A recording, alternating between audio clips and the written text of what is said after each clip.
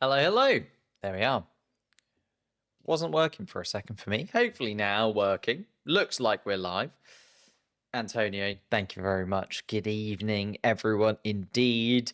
BS, how's it going? Damn Dash, hello, hello, hello, hello. Hello, Josh Swain. Groggy Water in there as well. How are we all feeling? It seems it's a bit strange, isn't it? You know, with the sprint race weekends live once again for the fourth time this weekend. We got to see the sprint race, and normally after a sprint race, we sort of go, oh, okay, we got a little bit of a feel for how the real race might go. Doesn't feel like that sprint race really gave us much of an indication at all, does it? There was a lot of drivers that got quite lucky. There was a lot of drivers that finished the sprint race a lot higher than they now are when it came to qualifying yesterday as well. So the sprint race really didn't help us gauge where people are going to be. It is looking like it's going to start off for at least start off dry here in Miami. No rain at the moment as the cars are making their way around to the grid. There has been a lightning warning, so let's hope that doesn't come into play. But what that will mean is effectively if lightning is too close to the track, all of the grandstands have to be evacuated, and that means the race will just be instantly red flagged. Hopefully that won't be the case, though. You know, hopefully the weather will be in our favor and it won't come too close to the Miami Grand Prix circuit, meaning we won't have to stop and just wait for lightning to move. However that works, we just sort of wait until the clouds get a little bit further away. We'll have to wait and see. Hello, Sarah. Hello, Anna. Hello, Nicholas. It's midnight in India. It's getting pretty late here. It's 8:30 at the moment in the UK. Hello, Sally. How's it going? Hello from San Diego. Ooh, love that. But yeah, I'm sort of waiting for a little bit of indication as to what the drivers are thinking, really. Everyone's holding their cards quite close to their chest, even after qualifying yesterday. Nobody seems to want to say, yeah, we're pretty confident that we can do it. Everybody, I think, after the shock of yesterday's sprint race is sort of thinking, let's maybe just hold our cards a little bit closer and not play out too much, you know, because Red Bull stealing pole position in many people's eyes. McLaren maybe thought they would have been there. Mercedes seemed to enter the chat as well as the weekend progressed. Kimi Antonelli started on pole position yesterday.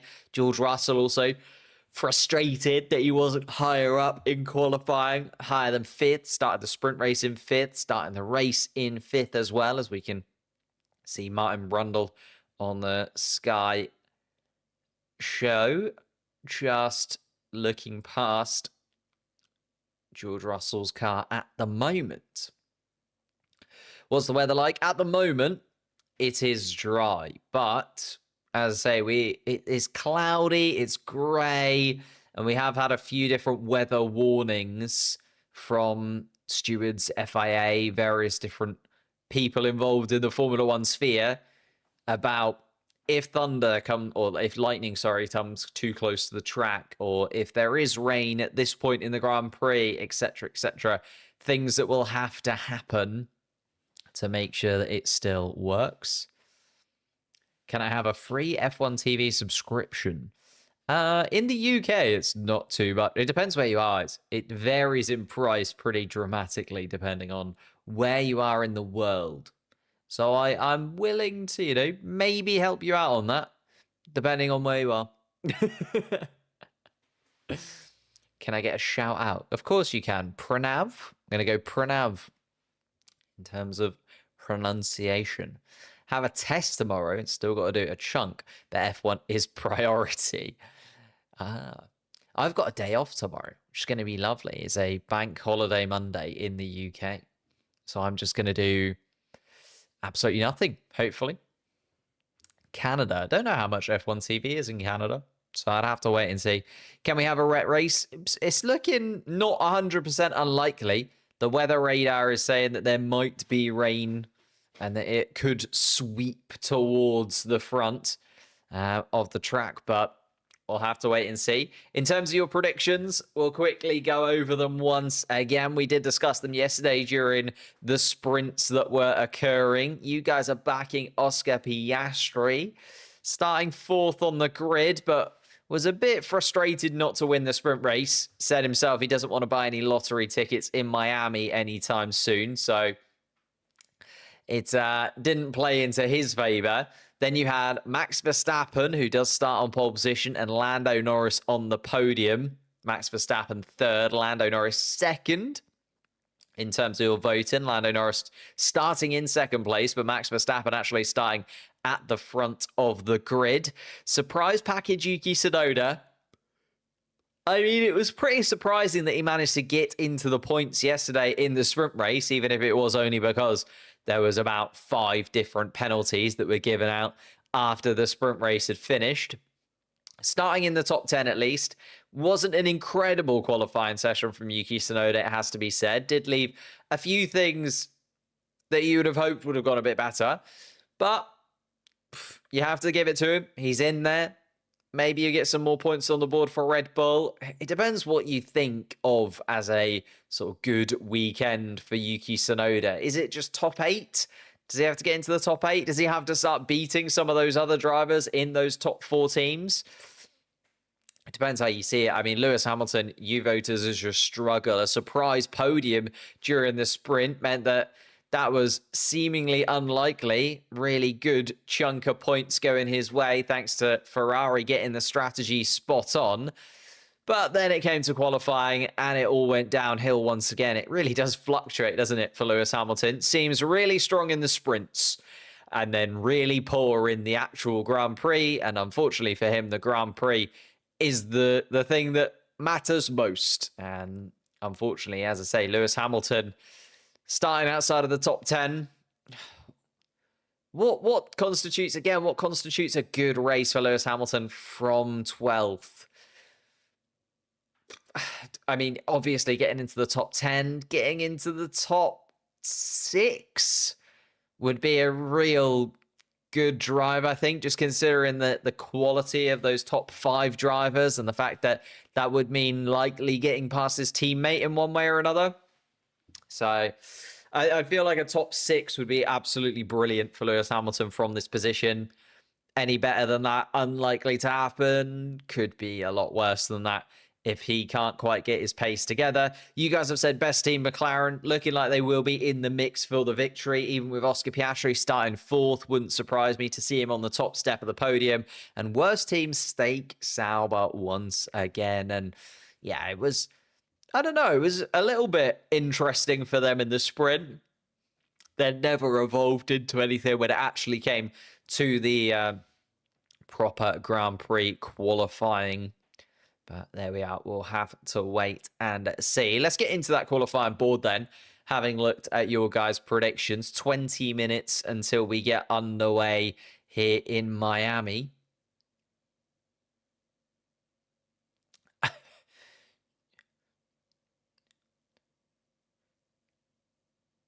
Jackie Stewart again at the front of the... Why does Martin Brundle always use Jackie Stewart as like a pawn to get him interviews at the front of the grid?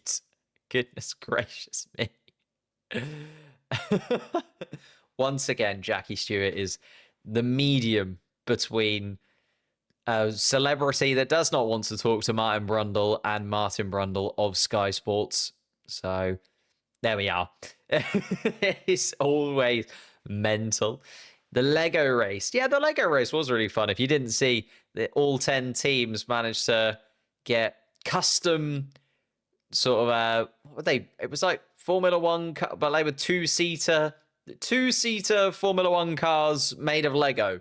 And they had a little run around the track. Obviously, Formula One teaming up with Lego for this season. You can buy all of the 10 teams, sort of mini figures for the rest of the season. A shame that obviously next year there's going to be 11 teams on the grid. So the teams that we've got now, and if you do go and buy all of those Lego sets, a few of them will be out of date by the time we get into next season, but maybe there'll be more Lego sets to come. Feel like Lego are just teaming up with anyone and everyone that they possibly can at this point. So probably more Formula One Lego to come in the future. But it was really fun to see that race. It was interesting. Lando Norris actually tried to squeeze the Ferrari into the wall at the front of the grid, which was interesting. I don't think they'd have been very happy had those two actually collided with one another. That would have been an interesting news story to watch two Lego cars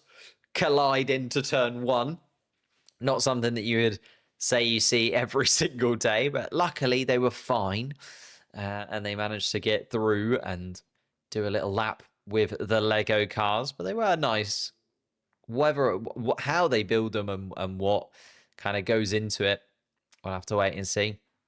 Carlos Sainz saying he's positive. I mean, he should be, considering where he was. Shall we go down the grid then? Starting with Max Verstappen, it was a stunning qualifying lap from Max Verstappen once again. He just seems to be able to pull it out of the bag as soon as he needs to, right? It's something that Max Verstappen is just doing time and time again at the moment. Did it throughout 2023, which meant the championship was a lot more comfortable in the end than we thought it was going to be at points. And then, just coming into this season, we weren't expecting him to be in and amongst the title fight. We were saying that Red Bull car doesn't look anywhere close to the pace of the McLarens, maybe even the Mercedes and Ferraris at points, but he just keeps doing it, doesn't he, Max Verstappen? Delivers once again, puts that car on the top spot. He's been on pole position 3 out of the last 4 races. He just knows what he's doing when it comes to qualifying in that Red Bull. And depending on how it goes, you know, if we end up with another race similar to China or Japan, where overtaking is just an absolute no-go, we could end up seeing another Max Verstappen victory, which puts him ahead of Lando Norris in terms of victories so far this season. Doesn't quite put him alongside Oscar Piastri in the championship, but depending on what Oscar Piastri does behind, maybe he ends up leaving Miami at the top of the championship, Max Verstappen, which would be insane considering how good we have been saying the McLaren car has been so far this season. Lando Norris will be trying to put a stop to that. Lando Norris has been incredibly quick when it's come to... Oh, this is the national anthem. I was like, what is this happening? Lando Norris has been incredibly lucky when it's come to the Miami Grand Prix weekends. Obviously, the last year victory, of course, his first one in Formula One, lots to celebrate. But at the same time, it was a bit like, well, you know, it was a bit lucky. The safety car kind of played into it. But it was like, you know what? It's his first win. Fair enough. He got a little bit lucky, but you got to make your own luck sometimes. Then comes into the sprint race, and again, the safety car is absolutely perfect for him after, let's face it, he pitted a lot later than he should have because of the changing weather conditions in the sprint race yesterday. And yet, it still played into Lando Norris's favor. So it seems like whether he does good or whether he does bad, the luck will still just mean that Lando Norris comes out on top. And as a McLaren fan, I'm more than happy if that is the case. I'm more than happy if Lando Norris ends up being top of the timing sheets at the end of the Grand Prix. Barely got into Formula One like last month, and I'm addicted. Well, welcome to Formula One. You are going to be up and down as the season progresses. We do get some absolute banger races and some very weird and wonderful things happening throughout the season. Apparently, Checo has been talking to some Formula One teams. F1 comeback. He's been heavily linked to Cadillac at the moment. Some people were even saying that he might be announced as a Cadillac driver this weekend. I mean, it does make sense from Cadillac's perspective. A lot of experience under Sergio Perez's feet in Formula One, and he was still okay. You know what I mean? He wasn't horrendous.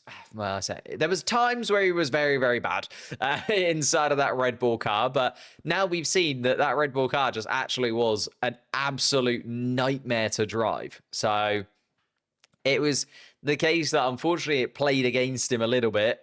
And because Max Verstappen just still managed to make the car look really good, we didn't actually end up seeing We didn't actually end up seeing him kind of doing what he can do in a Formula One car. So I don't know. It's a bit of a weird one when it comes to Sergio Perez. Is it a good idea for Cadillac to go for it? I think it depends on your perspective, to be honest. If you think it's kind of it depends on their perspective and what they're expecting from him. If they just want somebody to come in, be a moderately safe pair of hands without really having to deliver too much in terms of competitiveness inside of Formula One, then yeah, why not? Maybe Sergio Perez is the right driver to go. Are you looking for, someone to build a team around your future champion if you've got sort of ideas of in 5 or 6 years' time being right at the top of the Formula One standings?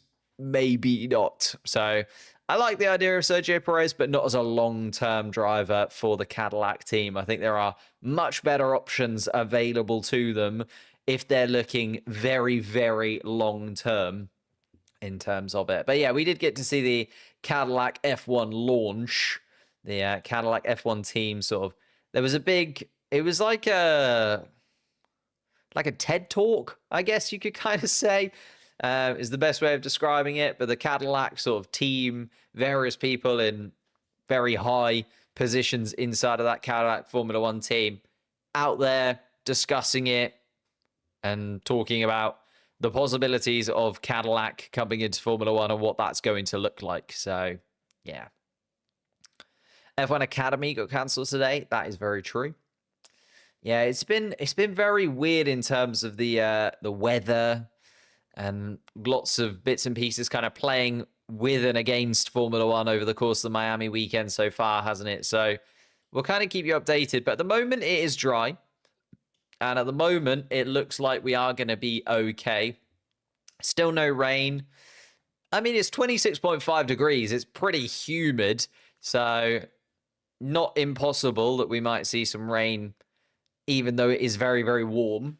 But none at the moment. Although, as I said, we have got that lightning threat warning for Formula One that they do need to just keep in mind a little bit. Otherwise, if we get a lightning strike during a Formula One race, I think that would be a first. So, Liam is cooked if Perez returns. I mean, Perez wouldn't return to anywhere near the Red Bull seats. It would certainly be Cadillac that he would go to. But continuing on the discussion of the grid, we got as far as Lando Norris before we got deviated from one way to another. Kimi Antonelli started in third place. Again, the faster of the two Mercedes cars in sprint qualifying and qualifying itself.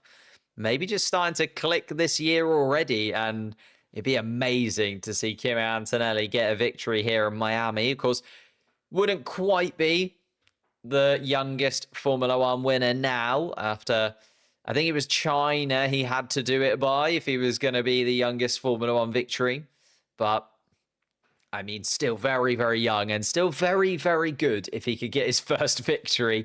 And, yeah, even a podium would be very nice to see for Kimi Antonelli as he's very much settling into his first season in Formula One and looking like the superstar that Toto Wolff and the Mercedes team were expecting him to be. Oscar Piastri, our current championship leader, sits down in fourth place. He was annoyed with his lap, but also at the same time, you can't blame a lot of these drivers for the tiny, tiny mistakes that are costing them. It is so tight at the top of the pack that even the slightest little mistake means you drop from pole position contention to 4th, 5th, 6th on the grid. So they can't really beat themselves up too much, but Piastri will have a little bit of the bit between his teeth after he should have really won that sprint yesterday. Looked like it was in his hands for the longest period of time. Took the lead right at the first turn from Kimi Antonelli. Was putting in very solid lap times, holding onto those intermediate tyres. Pitted at the right time, seemingly, but not quite there for Piastri, and that safety car playing into Lando Norris's hands. He'll want a safety car in his favour this time around, if possible. George Russell then starts inside of the top 5 in his Mercedes car. 5th place for him in the sprint. 5th place once again at the beginning of the Grand Prix.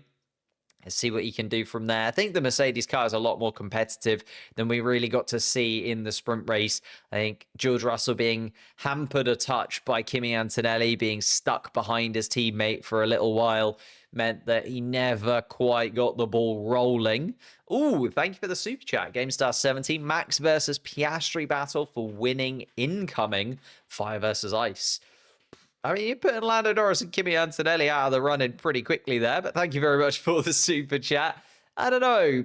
I'd like to see Oscar Piastri get the victory, don't get me wrong. Either of the two McLarens would be perfect, though. It would be nice to see a Verstappen versus Piastri battle. We obviously got to see that a little bit down towards turn 1 in Saudi Arabia, and it didn't go well for Max Verstappen picking up that penalty. Whether or not that would change... would the battle between them really start to develop? How would that battle look? We'd have to wait and see. If you do want to subscribe to the channel, that'd be absolutely amazing as we get to the 7 minutes before the Grand Prix is starting. We're trying to get 130,000 subscribers. And you can also become a member to the channel. If you do become a member, you get access to the post-race live stream that we do. We have a little bit of a half-hour, 40-minute, 45-minute chat after the race to watch the drivers up on the podium, get to break down a few of the major talking points from each Grand Prix. And they've been really nice, actually, over the course of the season so far. So if you want to get involved in that, make sure you become a member down below. I'm calling it Sainz on the podium. He is starting in 6th place.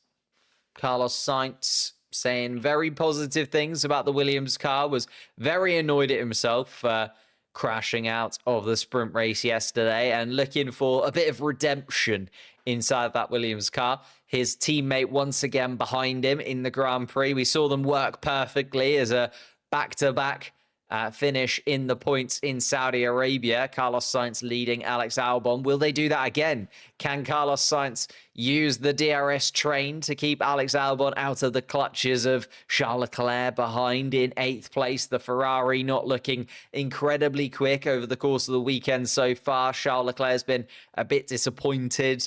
Then crashing before the sprint race yesterday meant he didn't get to take part in that. So, again, a little bit of a redemption arc needed for Charles Leclerc to really come away from the weekend with any kind of positivity. Just don't know if that's going to happen, though, inside of being it's just a really tough place for anyone to be at the moment. Charles Leclerc and Lewis Hamilton quite negative about the Ferrari car at the moment. Esteban Ocon then starts in 9th place for Haas. Loving that from Esteban Ocon. He was really, really pleased to get himself into Q3 yesterday, and amongst it, the Williams does seem like the midfield car to beat, but the fact that he's that other midfield driver inside of the top 10, the fact that he got in front of the RBs and the Alpines, very, very happy indeed for him. Yuki Tsunoda starts in 10th place. Much better than yesterday for Yuki Tsunoda. Started in 20th in the sprint race, but clearly those changes that they made to the Red Bull car allowed him to get into Q3. So much better job from Yuki Tsunoda in qualifying than it was compared to sprint qualifying, but still quite a lot to do. Again, what redeems a good race from Yuki Tsunoda? You'd imagine he's able to get past Esteban Ocon, or you'd at least hope he's able to get past Esteban Ocon. Then he's up against Charles Leclerc, and it's like, can Yuki Tsunoda really get the better of Charles Leclerc, or even the better of the two Williams cars in front of that? I think maybe an 8th place finish for Yuki Tsunoda would be as good as it can get, unless there's a little bit of craziness that plays into his favor. I just don't see the real drive yet in Yuki Tsunoda. I don't think he's fully set inside of that Red Bull car as it is. And then starting outside of the point scoring places, Isaac Hadjar closest to them in 11th place. He starts side by side with his hero Lewis Hamilton once again.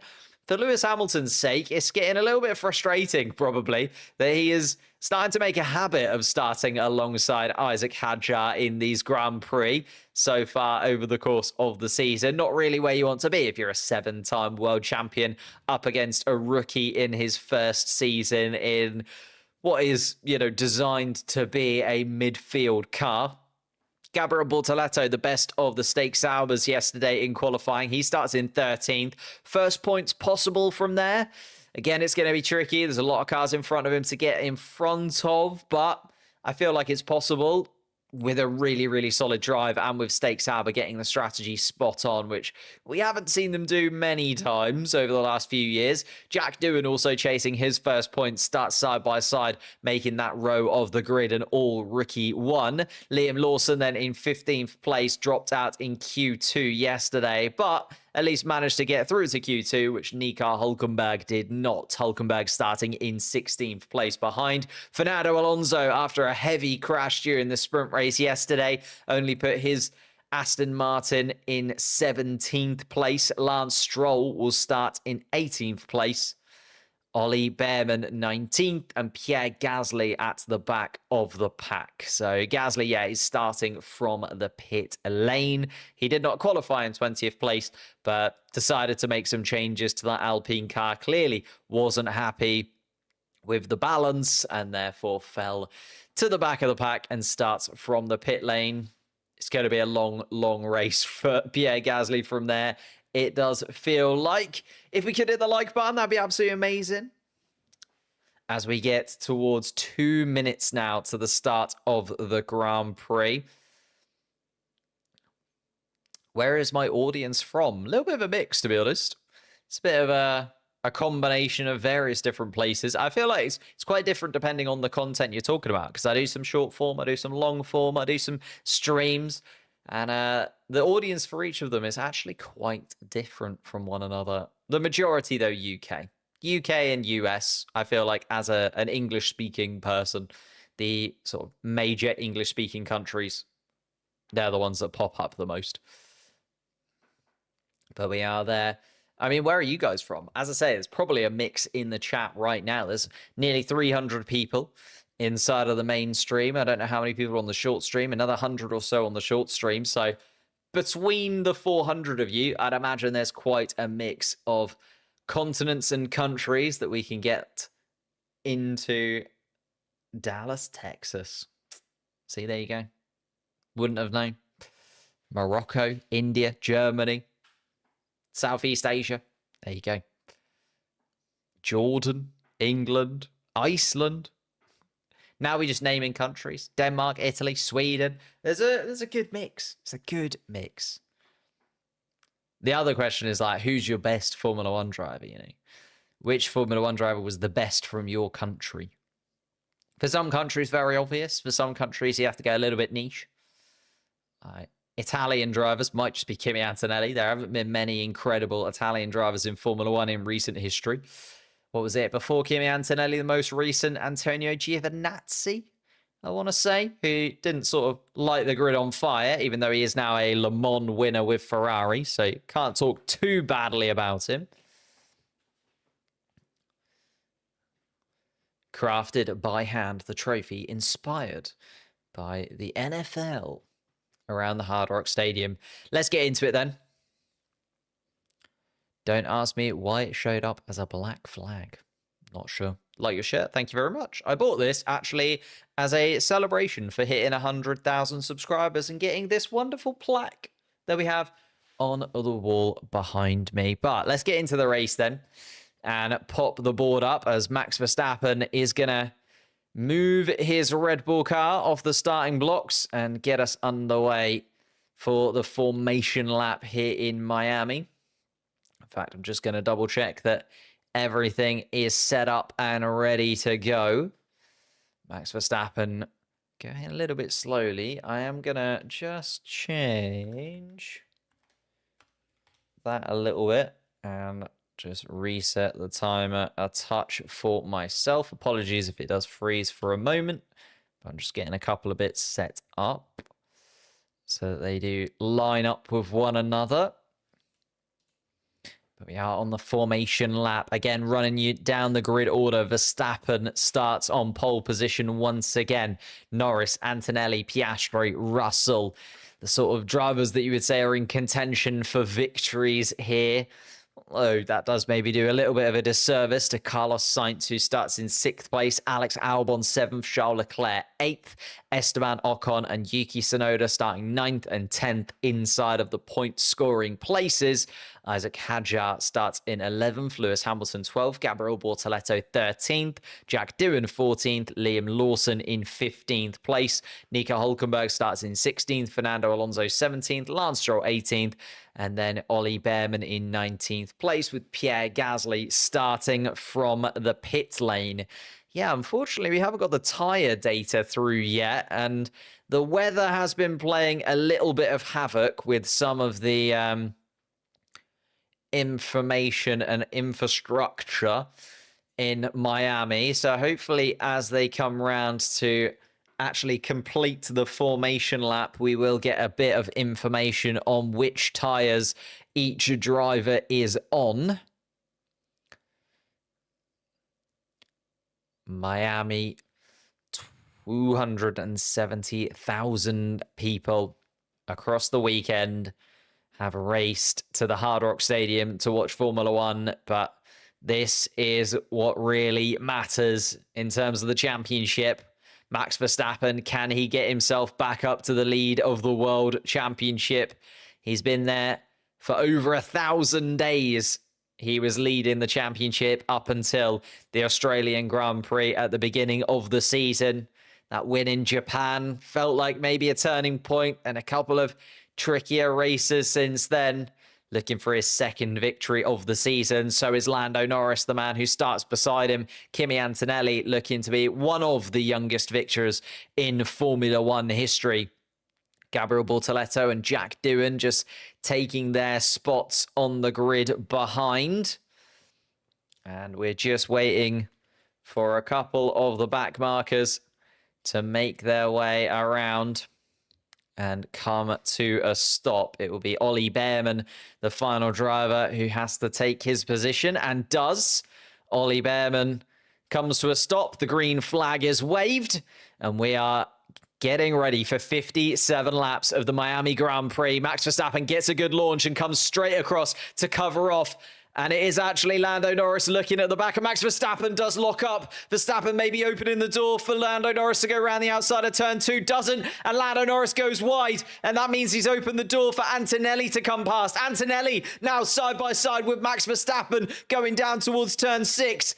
Oh my goodness me, what a start. There's a yellow flag in the first sector. It's Liam Lawson who has spun and I think has managed to get going once again. Kimi Antonelli not leaving Max Verstappen alone for long.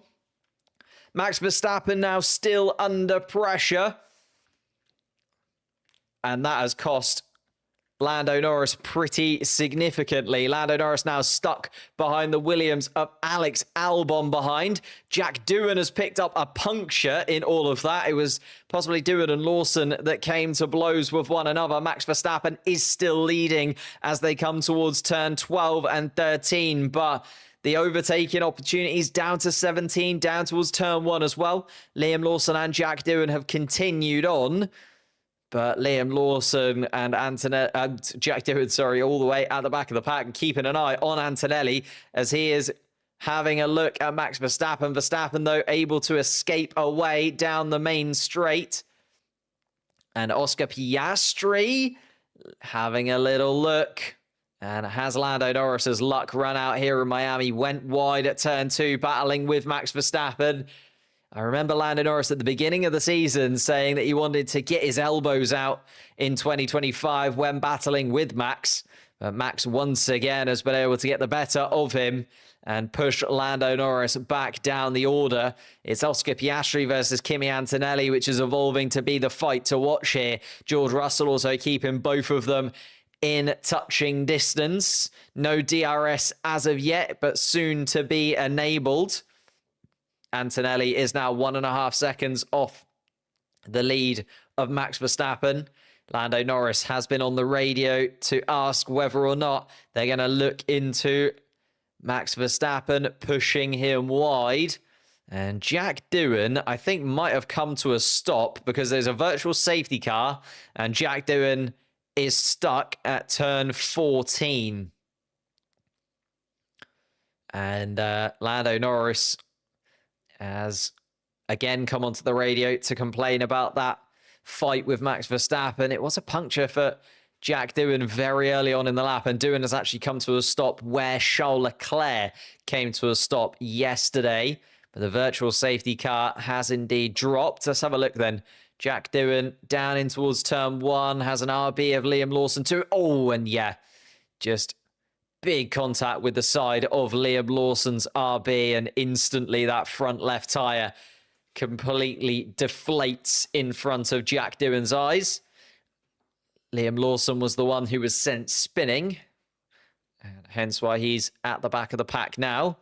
But Jack Doohan, the driver that came off worse in that collision. Again, I'd love to see an onboard of Max Verstappen versus Lando Norris and how tasty that was down towards turn 1. Here's a replay of the start, and Max gets a really good launch, comes straight across to cover off Lando, but then goes too deep in towards turn 1. Lando is then side by side into turn 2. And yeah, Verstappen has another little slide. Basically, I think Verstappen's tyres just a little bit too cold, and Lando Norris had to take evasive maneuvers. I think Max Verstappen just getting caught out twice there by not having as much grip as he expected to inside of that Red Bull. And then Antonelli also gets really close to the rear wing of the Red Bull. To be honest, there's nothing there that Lando Norris could do because he is fully alongside the Red Bull. Front wheel to wing mirror. And yeah, Max Verstappen, I think, might end up with a penalty once again for battling on the first couple of corners, as he did in Saudi Arabia, and he's not going to be very happy about it.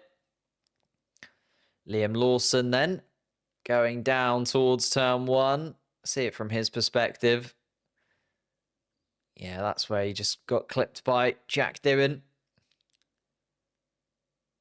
And Jack Doohan then got that puncture. Lawson was able to continue on, but it's going to be a very long afternoon. There seems to be some damage to the floor of Liam Lawson's RB car as well.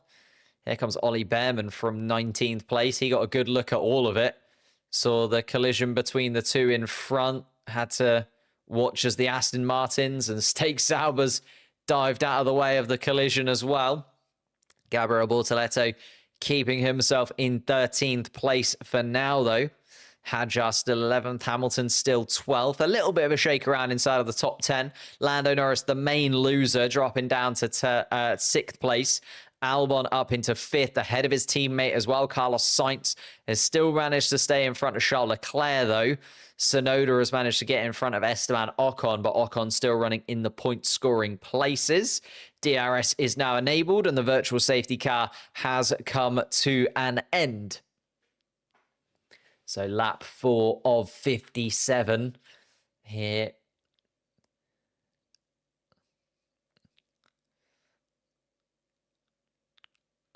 And Zach Brown just discussing that incident with Lando Norris. I think wanting to get a little bit of clarity maybe from the stewards. But Kimi Antonelli under pressure from Oscar Piastri. Oscar Piastri's going to go for the move early and catches Antonelli cold a little bit there, I think, down in towards turn 10. And Oscar Piastri up into 2nd place already. Lando Norris also going for a move, and it's Alex Albon who's the driver who's going to have to concede the position. Lando Norris up to 5th place, and he needs to really get moving on the road once again. Esteban Ocon's radio is telling him that there's possible rain in 15 minutes. 15 minutes possible rain. That could really put a cat amongst the pigeons here in Miami. We are underway once again, though. The virtual safety car and Jack Doohan's car has been removed. Lawson all the way down at the back still, though. 23 seconds off the lead now, Liam Lawson, after that spin. Pierre Gasly was able to join the track and get in front of Liam Lawson out of the pits. Still no investigations at the moment having been put towards the stewards. Lewis Hamilton is actually just had a little go at Isaac Hadjar down towards turn 17. They were wheel to wheel through 18 and 19 as well. And then the Ferrari, just the better straight line speed, and Lewis Hamilton down towards turn 1. Isaac Hadjar goes way too deep, and Lewis Hamilton uses his experience to absolutely nail the apex at turn 1 and gets that position ahead of the RB. So Hamilton 1 place away from the point scoring positions. Here we go then. The investigations are starting to roll in. An investigation with Lawson and Doohan down in towards turn 1 now being looked into by the stewards. Carlos Sainz is right underneath. Oh, sorry, Alex Albon is right underneath the rear wing of Carlos Sainz. And Oscar Piastri, fastest lap of the race, 1.3 seconds adrift. Let's see what he can do. Lando Norris has got DRS, but so has George Russell behind his teammate. Kimi Antonelli did cost George Russell a little bit yesterday in the sprint. Russell got stuck behind his teammate, even though he did have the better pace of the two Mercedes in race trim. Problem is, Antonelli has had the better pace in qualifying trim this weekend, so Antonelli still ahead. And Fernando Alonso also being told possible rain in 20 laps. So the Aston Martin team expecting it a little bit later than the Haas team at the moment, but we are 6 laps through in terms of this 2025 Miami Grand Prix, and still a lot to play out. Oscar Piastri closing in on Verstappen. Russell still within DRS range of Antonelli, and maybe the Mercedes team playing a little bit of a DRS train here, because Lando Norris is much, much quicker than Russell behind at the moment. Just looks so much more racy, and possibly actually it's Antonelli just causing a little bit of a problem. George Russell has a little look at his teammate down towards turn 10, but nothing doing for George Russell this time around. Antonelli is going to lead the pack of 3 through the chicane once more, and round turn 16 they come. Antonelli now going for it. No further investigation on the Jack Doohan and Liam Lawson incident. The Verstappen-Norris incident next on the list then. And Lando Norris does have a little look at George Russell, but the problem is both of them inside of DRS range of Kimi Antonelli. And Piastri asking on the radio, does he have a penalty? Because I think, well, Oscar Piastri would have seen what happened in front. And if the stewards do end up giving Verstappen a penalty, Piastri's in exactly the same position he was in Saudi Arabia, where he just needs to hang on, hold on, and see what happens. Oh, and there is confirmation. No further investigation. Verstappen versus Norris. So he is not going to get a penalty of any kind, as Lando Norris now looks to take a position back, and does indeed. Lando Norris up into 4th place ahead of George Russell. But there is confirmation. No penalty for Max Verstappen.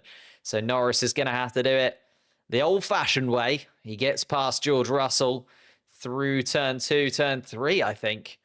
Just broke much later than the Mercedes car. Looking very, very comfortable on those medium tyres as Lando Norris lunges into turn 6 and says, thank you very much, as he goes through turn 7. Lando Norris then now behind Kimi Antonelli. The McLarens do just look a lot quicker in race trim than the Mercedes cars. And in fact, Carlos Sainz is now closing in to the back of the Mercedes. The Williams car now looking quicker than the Mercedes of George Russell. And this could be a little bit embarrassing for the Mercedes team. If not one, but 2 of their customer teams are looking a lot quicker than them this weekend. It would only be if the Aston Martins managed to get ahead of George Russell that then he would drop behind all of the Mercedes-powered teams. At least that's looking very, very unlikely.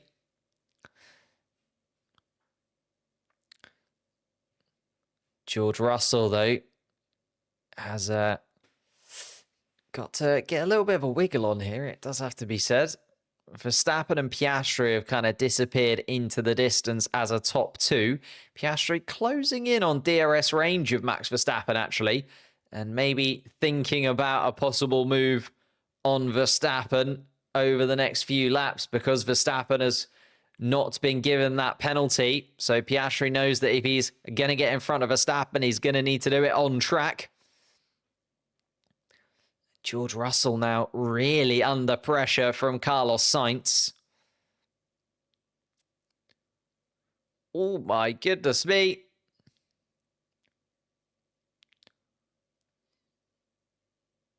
What happened to the tyre info? Yeah, unfortunately, it's not loading at all. It's not loading on either of my screens, though. I think it's just not available at the moment through F1 TV, unfortunately. Here comes Piastri, though, who is on the same tyre as Max Verstappen. I can tell you that. Lando Norris has also closed into the back of Kimi Antonelli within a lap already. Carlos Sainz and Alex Albon also sniffing at the back of George Russell. Kimi Antonelli can feel Lando Norris breathing down the back of his neck, but not able to do it this time around. DRS range for Lando Norris almost confirmed at this point, though, when he comes down towards the final sector once again. And then Oscar Piastri is told, rain expected, lap 14. It's going to skirt the circuit and hit at turns 7 and 17. So it could be quite heavy rain. Oscar Piastri is told on the radio. We'll keep our eyes peeled. Oscar Piastri is going to peel up to the inside. Oh, has a little look at Verstappen. Does Oscar Piastri, but not able to do it just yet.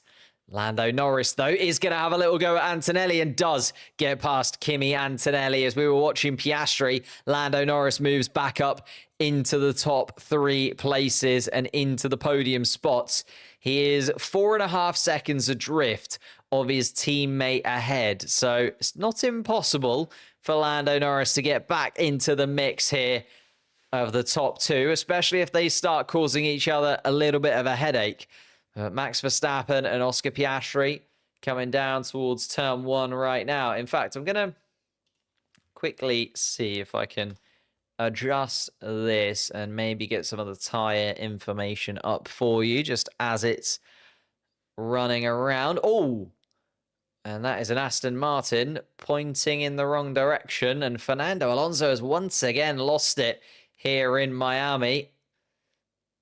Didn't collide with the barriers this time around, but Alonso now dropping down to 18th place after he was just behind his teammate Lance Stroll. Max Verstappen versus Oscar Piastri is still playing out of the front of the pack, though, and Piastri closer than he's ever been before as they come round towards the chicanes. And now into the chicane, Piastri has to leave Verstappen a little bit more room.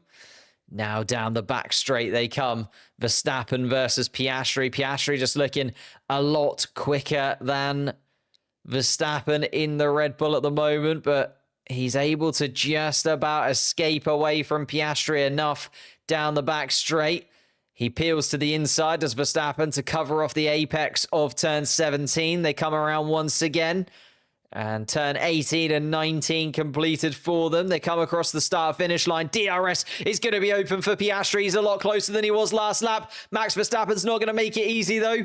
Piastri decides to go try around the outside, and Verstappen closes that door very quickly. Max Verstappen maintains the lead of this Grand Prix, but it's getting closer and closer. And whilst these two bicker, Lando Norris is setting fastest laps of the Grand Prix. Lando Norris now 3.5 seconds adrift of his teammate in second place. So Norris is not out of this yet either. Piastri, every lap he spends behind Verstappen is a lap that he's not going to be escaping away from Lando Norris behind. And we know that the two McLaren drivers are allowed to race one another. Here comes Piastri once again then. Decides to try to the outside once more of Max Verstappen. It's going to try around the outside. It's going to be very close through turn 11. And Max Verstappen once again closes the door. They go through turn 12 and 13 with Verstappen still ahead.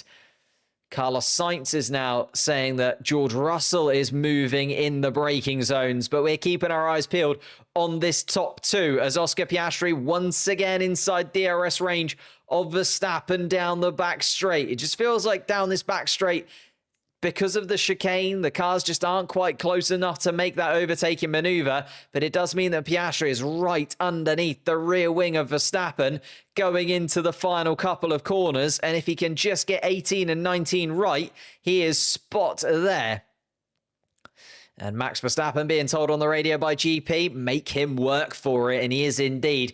Verstappen making it almost impossible for Piastri, just hitting apex after apex at the front.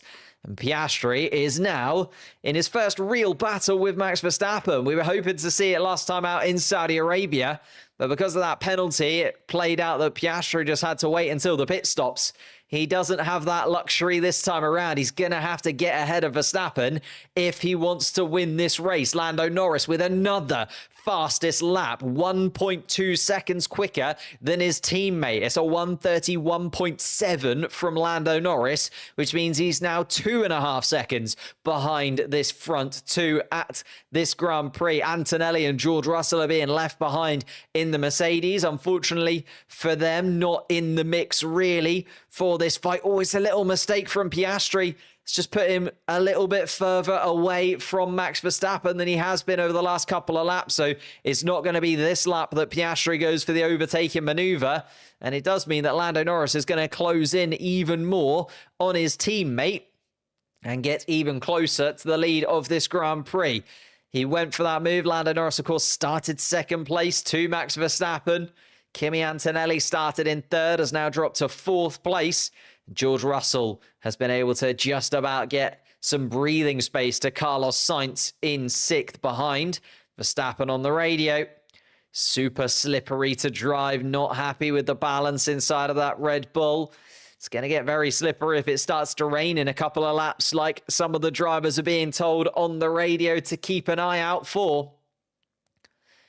And we can see, Max is really wrestling with that Red Bull car. I think he knows that he's going to have to get everything out of that Red Bull to keep Oscar Piastri at bay. Piastri, though, still half a second adrift. Lando Norris is closing that gap still, not quite at the interval he was before. Lando Norris only 0.3 of a second quicker than Piastri on that last lap. So Piastri and Norris keeping their eyes on one another as well, but Piastri really wants to get in front of Max Verstappen before the possible chaos of all of the rain. 2.4 second gap is too close to double stack. Indeed, it is. Double stack means pitting both of your drivers at the same time. So, for instance, you would pit Lando Norris and Oscar Piastri on the exact same lap. Lando Norris, though, looks like he might be 2.4 seconds is dropping to 2 seconds, is going to be within 2 seconds by the time they get around these final couple of corners. You would imagine as Piastri is having a look at Verstappen once more, it's going to cost both of them time and going to play into Lando Norris's hands. As we get closer and closer, Oscar Piastri underneath the rear wing of the Red Bull once again. He's had a couple of laps to wind up for this maneuver. He's got DRS wide open. He's tried to go around the outside once more. Max Verstappen has forced wide, and Max Verstappen has gone too deep into turn one and opened the door for Piastri, and Piastri has gone in front of Verstappen. Piastri takes the lead of this Grand Prix. Verstappen going way too deep has now put Lando Norris within the DRS range of the Red Bull as well. So we've got all three of the front runners inside of DRS range of one another. Piastri is going to try and escape away from Verstappen as quickly as possible. And Verstappen versus Norris is going to help him out there, because if Norris is also going to try and get past Verstappen, surely that's going to cost both of them a similar amount of time that it cost Oscar Piastri to get past the Red Bull. It is these three looking absolutely guaranteed for the podium places. Kimi Antonelli now 5.5 seconds off the back of Lando Norris. And Max Verstappen on the radio, not very happy at all for leaving the door open and losing that position to Piastri. Piastri has broken the DRS train as well. So Piastri outside of that 1 second gap. Lando Norris, though, right under the rear wing of Verstappen. And he will have the bit between his teeth. The man who pushed him wide at turn 2 and dropped him all the way down to 6th place just 13 laps ago is now the man just in front of him once again. Verstappen versus Norris is becoming a very common story, and Lando Norris right under the rear wing of Verstappen. DRS open down towards turn 1. Again, he's not going to make it easy. Max Verstappen lunges. He goes deep. Lando Norris tries to follow him, but has to back out. And Lando Norris stays in third place. He's getting very tasty indeed at the front of the pack. The battle between Norris and Verstappen, though, is costing both of them time. Verstappen now 2.8 seconds off Oscar Piastri. So Piastri pedal to the metal still. And Lando Norris was ahead for just a margin. Then Verstappen just went towards the apex once again, kept the inside line, but because he went too deep when he was battling with Oscar Piastri, it opened the door. Not the case for Lando Norris this time around. Lando Norris has a little sneaky look down towards turn 11 as well, but isn't able to make it work. And it is all going on at the front here. There is still battles behind. Antonelli and Russell getting closer to this top 3 now because they are battling with one another. George Russell in 5th place, just hovering behind his teammate, a couple of seconds now behind. Albon still ahead of Sainz. Leclerc is in 8th place. Yuki Tsunoda still in 9th, and everybody else is sort of shuffling into position. Lewis Hamilton, the closest threat to Esteban Ocon, and getting inside of the point scoring places. He is inside DRS range, but isn't able to get the move done. So Hamilton's still running in 11th. Hadjar, Bortoletto, Hulkenberg, Stroll, Behrman, Gasly, Alonso, and Lawson all still running as well. Here comes Lando Norris once again. Is he going to be able to make a move on Verstappen this time? No. Verstappen closes the door in turn 1, and lap 16 sees Max Verstappen continue to be in front of Lando Norris. But again, because of this battle, Lando Norris is seeing his teammate escape away from him. Max Verstappen now 4.2 seconds adrift of Piastri, and Piastri is going to make this look pretty comfortable if he is able to escape away. I suppose that did open the door for Lando Norris to get into this situation anyway. The battle between Piastri and Verstappen was the reason that Lando Norris was able to make up over a second a lap at points. And Max Verstappen has gone very deep through the chicane, through turn 11 and turn 12, but Verstappen maintains his position in front of Norris, but Norris is able to get right under the rear wing, and everything is all over the shop, is the radio message from Verstappen. Oh, and Alex Albon has supposedly got a water pressure leak inside of that Williams car as well. That is not good news. That is something that you can't really nurse home over the course of nearly 40 laps, but we'll see if Albon can do it. Here comes Lando Norris once again, though, keeping our eyes peeled on this battle for second place. Lando Norris very close indeed to Verstappen once more, but Verstappen covering off every single angle, again hitting that apex at turn 1 and just closing the door. Lando Norris knows he's going to have to wait for... Again, is it going to be a little mistake? That was what let Oscar Piastri through, as Piastri now sets the fastest lap of the Grand Prix. And you can see Piastri is just on a league of his own at the moment, a 131.6 compared to a 133.1 from Verstappen. And it's that battle between Verstappen and Norris that is going to continue to play out and is going to continue to give Oscar Piastri all of the help that he needs as he's going down towards his 4th victory of the season and just continuing. And here comes the elbows from Lando Norris down into turn 10. He gets up the inside of Verstappen and pushes Verstappen off the track. Lando Norris says, here you go then. If you're going to do it to me, I'll do it to you. And Max Verstappen is not very happy about that. Locks up into the chicane. Wow, here we go then. Can Verstappen get anywhere close to Lando Norris? DRS and slipstream down the back straight. Verstappen is not going to be very happy about that maneuver from Lando Norris, and I'm waiting for the radio messages to GP because they are going to be fruity. And here comes Max Verstappen then, down towards turn 17. He would not let that sleep, and he has not let Lando Norris lie in second place. He gets it back from him straight away into turn 17. And maybe Lando Norris was told to hand that place back. It seemed a little bit easy for Max Verstappen there. But Verstappen right down into the apex. He wanted it, he needed it, and he got it. He's now 8.5 seconds off Oscar Piastri, though. Piastri bossing this Grand Prix from first place and looking absolutely untouchable now that he has taken the lead of it. Piastri is just an absolute rocket at the moment. Every single time he gets into the lead of the Grand Prix at the moment, it just feels like he is going to be able to get it every single time. Oh, Carlos Sainz being investigated. Turn 15, leaving the track and gaining advantage. Here comes Lando Norris down towards turn 10 again. It seems to be where he wants to make that move stick. And this time, he does make it stick. Doesn't have to push Max Verstappen off the track. Doesn't have to do anything untoward. No dark arts there from Lando Norris. And he takes second place back from Verstappen. So Lando Norris is back to where he started. But instead of Verstappen ahead of him, it's his teammate in first place. As 17 laps ago, he was in second place. He's in second place once more. Max Verstappen, though, DRS open. Is he going to let Lando Norris run away in second place? Absolutely not. The world champion is right underneath the rear wing of the McLaren. But through turn 18 and 19, you can see that the McLaren car is just planted to the track. Is Verstappen going to make a lunge down towards turn 1? Doesn't look like he's got the pace to do so. And Lando Norris, looking at the pace of the McLaren in the hands of Oscar Piastri, should be able to run away from Max Verstappen fairly swiftly. Verstappen just wasn't. Yeah, and Lando Norris was off of the track there. So went off the track and therefore had to give the position back. And I think that's what Lando Norris did. But second time of asking down towards turn 10, Lando Norris made it look a lot easier.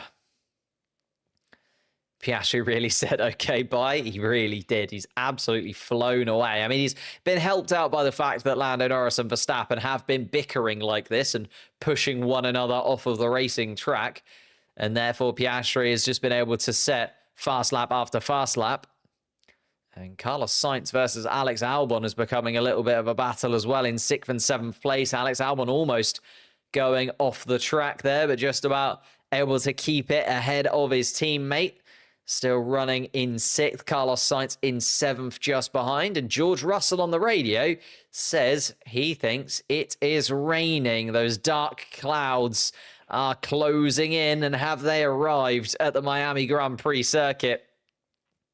Piastri sets another fast lap, just absolutely flying away, 9 seconds ahead of his teammate in second spot. Lando Norris has been able to get away from the DRS range of Max Verstappen. Antonelli in 4th, George Russell in 5th.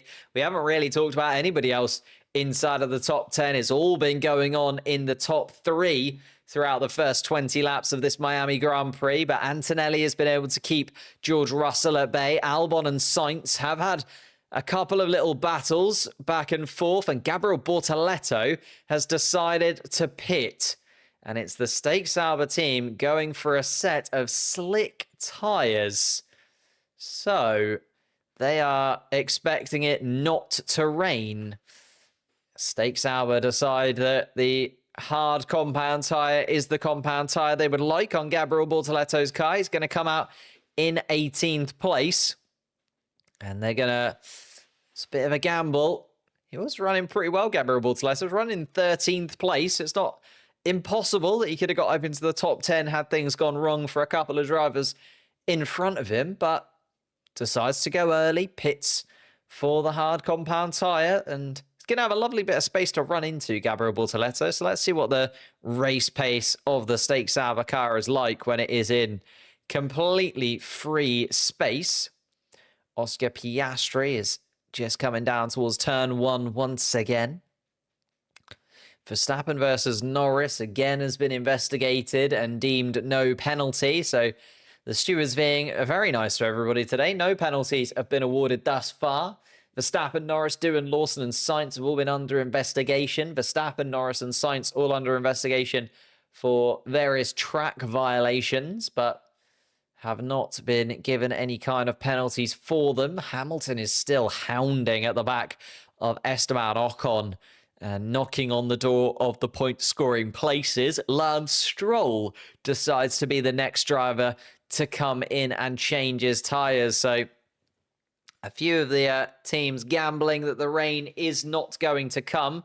The radar, though, does seem to show that the rain clouds are coming. If it is going to bring the wet stuff, Bortoleto and Stroll are going to be a little bit silly, having pitted for slick tyres. But if it doesn't rain, then it could be a really good position for them to be in, because everybody else is going to try and go quite long on their strategy. And as they go longer and longer, they're inviting those cars to be quicker and quicker. Gabriel Bortoleto been very quick, already closing in on the back of Fernando Alonso. Came out of the pits 12 seconds adrift and is now 10.9 seconds. So it is closing into the back of the Aston Martin on those fresh tyres. Max Verstappen, though, clearly hasn't got the pace at the moment. Esteban Ocon is going to have to defend from Hamilton here. Hamilton down to turn 17. Gets alongside Esteban Ocon, but Ocon covers off the apex. Hamilton then follows around 18 and 19. DRS open for Lewis Hamilton. Down the pit straight. They come across the start-finish line. But can Hamilton have a go down towards turn 1? Not this time around. The Ferrari just doesn't look planted enough on the track at this point to be able to get in front of Esteban Ocon's car. They continue on then. The duo, both Ferrari-powered. Esteban Ocon in his first year with Haas. Lewis Hamilton in his first year at Ferrari. And Lewis Hamilton trying to get ahead of Esteban Ocon and trying to get some points on the board after a very successful sprint race, but not so successful qualifying yesterday. Hamilton starting 12th today, has moved up to 11th in front of Isaac Hadjar and is now looking to move past Esteban Ocon. Is he going to go around the outside of turn 10? He does indeed. Sticks it to the track. He's going to follow all the way through turn 11 as well. He's hanging on and hanging on and hanging on. And Esteban Ocon closes the door through turn 13. They were side by side all the way through that, though. Hamilton holding on and holding on to the side of Esteban Ocon. Not able to get the move done, though. And Hamilton, he's going to have to stay behind Ocon for at least one more straight up until they get to turn 17. Ocon decides to cover the inside. Hamilton has to go to the outside of the track, and Hamilton's DRS advantage just gets him. And I think Esteban Ocon peeled to the inside a little bit too early there, because Hamilton able to use the DRS still and on the nicer rubber on the outside of the track. Got that move done a lot quicker than Ocon would have been hoping for. Hamilton then up into the point scoring places. Here comes Isaac Hadjar for the RB team into the pits. And it is mediums onto hards, as we're expecting the strategy to be, as long as the rain doesn't play too major of a factor. Lando Norris has just set the fastest lap of anybody, by the way. He's gone for a 1:31.5, 8.7 seconds, though. The gap to Oscar Piastri ahead, and Piastri was only 0.3 of a second off that time last lap. So Oscar still looking very good indeed. And at least a top two looking almost certain, as Max Verstappen is now 14 seconds adrift of Oscar Piastri and is falling away from the top two pretty substantially. He could only manage a 1:32.4 last lap. Piastri then saw Lando Norris's fast lap and returned the favour. Piastri goes for a 1:31.4. So Piastri goes faster than his teammate once again, although Lando Norris almost matches it. Verstappen still not able to do so and is falling away from the McLarens. Is then still Antonelli in 4th and Russell in 5th. Neither of the Mercedes cars looking like they've really got that much more pace. Antonelli 2 seconds adrift of Verstappen. It's getting closer, but not by enough to be a real problem yet for the current world champion. Alex Albon and Carlos Sainz have settled into 6th and 7th place. Esteban Ocon has pit from 11th after Lewis Hamilton got the better of him. He's decided to come into the pits.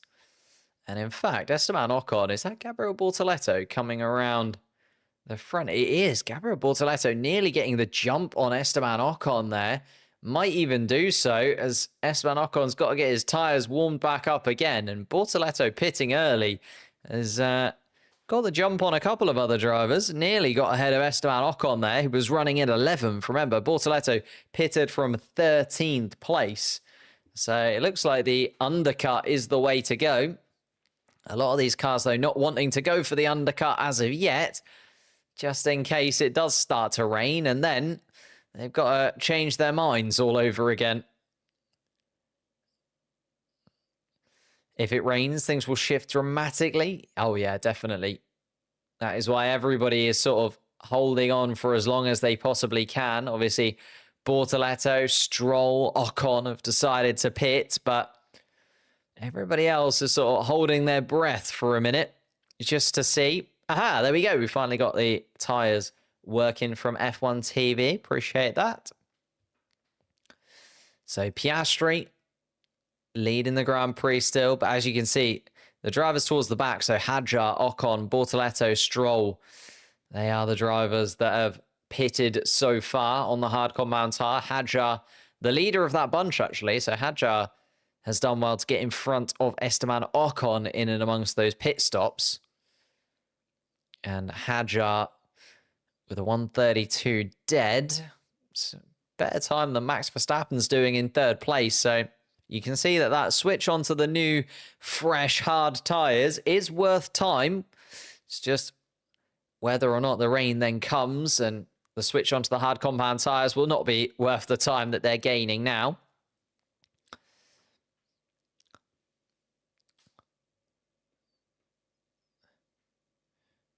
Lando Norris being told on the radio, possible light drops of rain, but looking like it will only be in turn 17. So that would not be enough to really dramatically change what everybody is thinking of doing.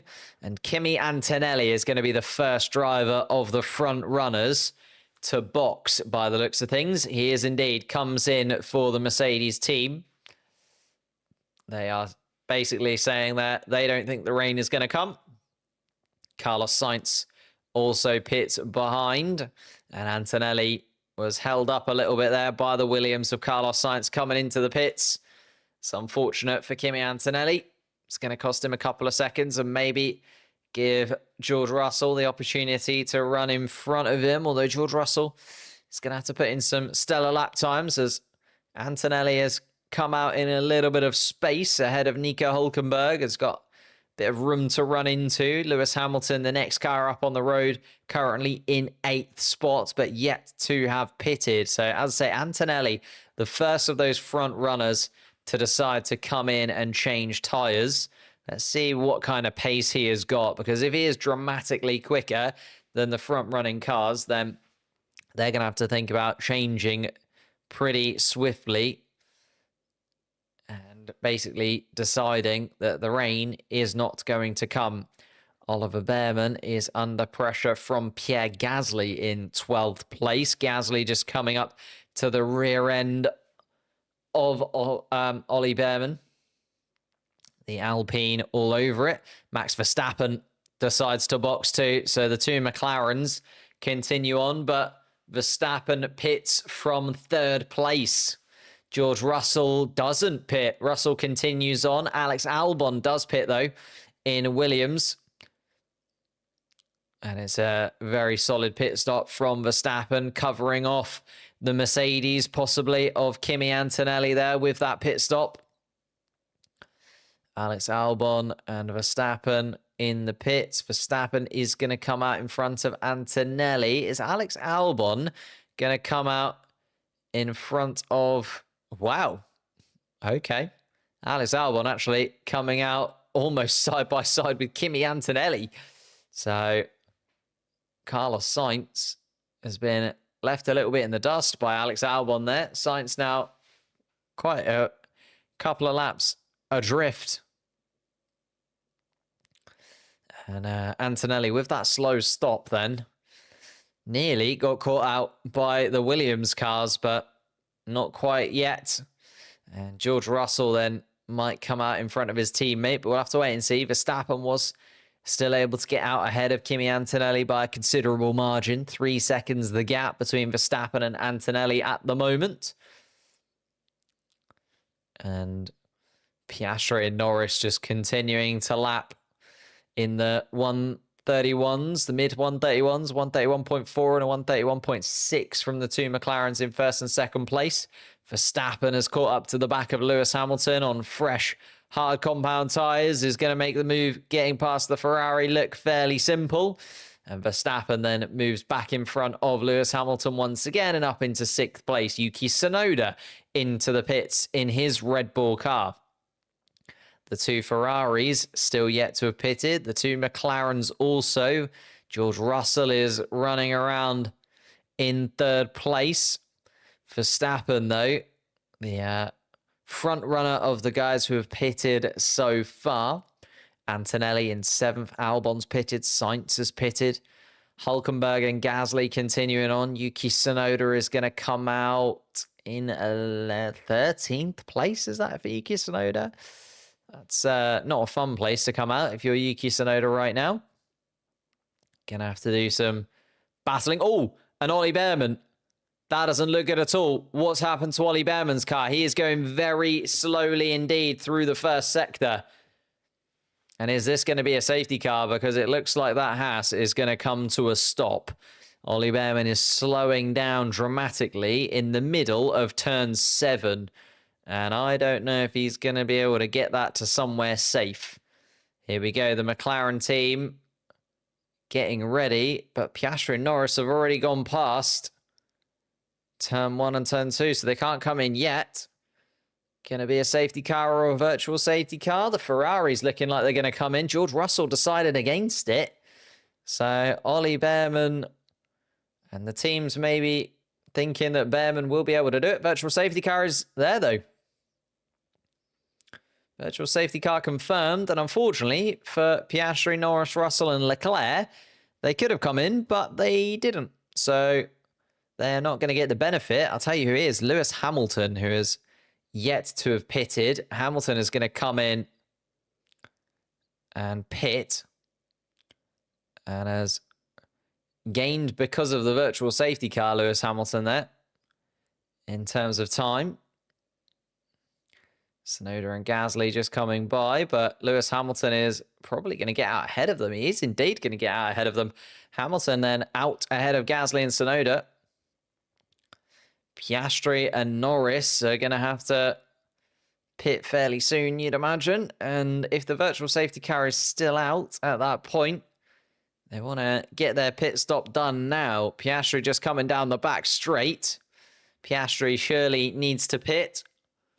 There is the gap between them now. Piastri and Norris, there's enough of a gap to double stack.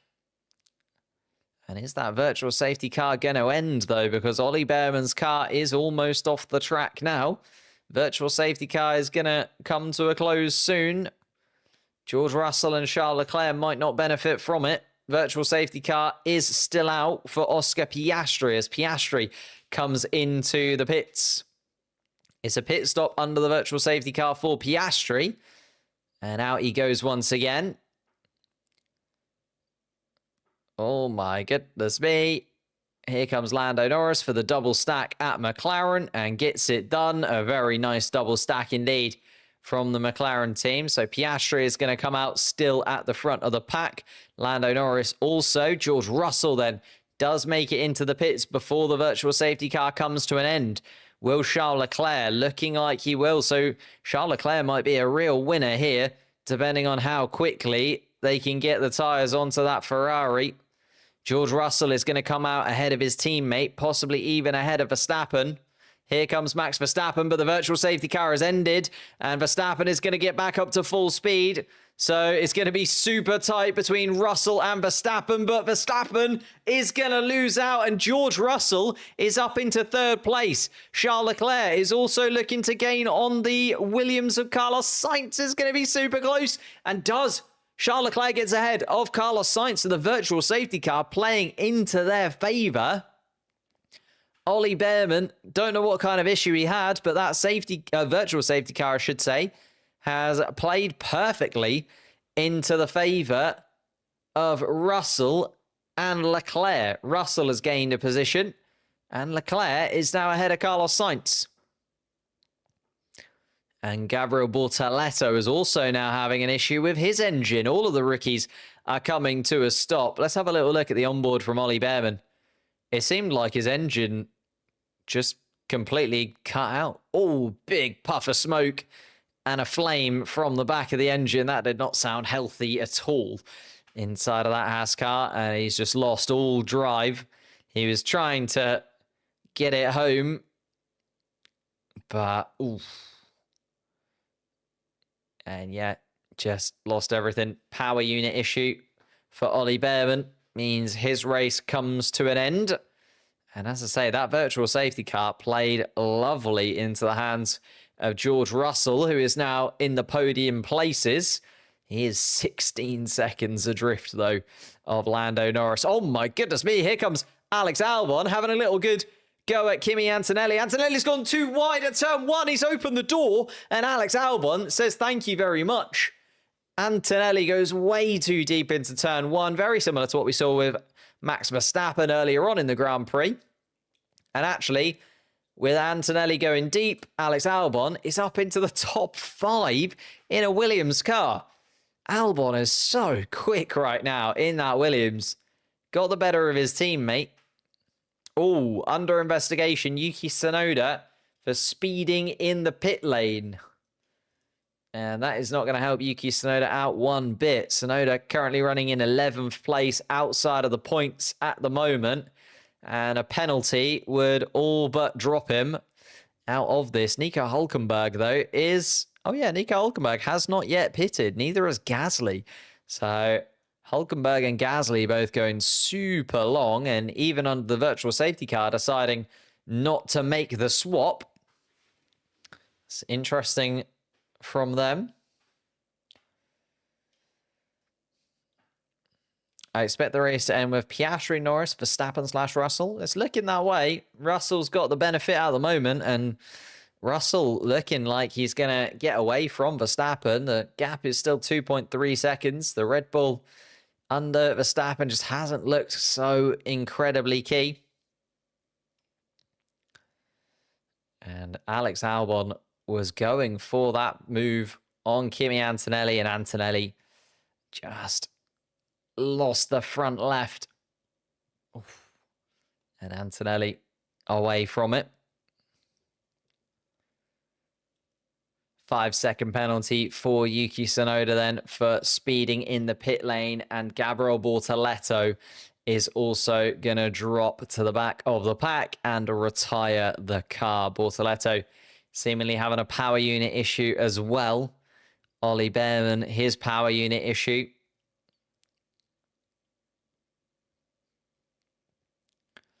And Lewis Hamilton is looking pretty nice indeed. Charles Leclerc is closing into the back of Carlos Sainz, and suddenly Carlos Sainz is looking at 2 Ferraris in his wing mirrors.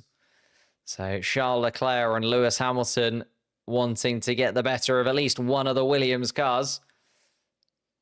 The other Williams of Alex Albon absolutely flying away. Antonelli now 2 seconds adrift of Alex Albon. Piastri still leading this race then. 7.5 second gap to his teammate in second spot. Ooh, and Yuki Tsunoda, yeah, just gets on the pit limiter way too late as he enters the pits. So that was the 5-second penalty for Yuki Tsunoda, guaranteed. It's a pretty slam dunk penalty, that one. Oh, and it's another virtual safety car. And is it Gabriel Bortoleto? It is Bortoleto. He's come to a stop on the back straight. So he was told to try and get it round and retire the car, but unfortunately, that power unit problem coming to a close too quickly. And he wasn't able to get all the way back round. Bortoleto is, though, come to a stop and is behind the wall.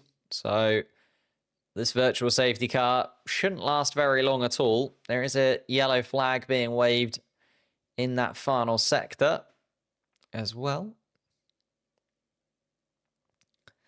Are they going to have to... Oh, it's probably because they're going to have to move the car like back onto the track to be able to get it into a position where they can roll it off of the track. So virtual safety car is deployed once again.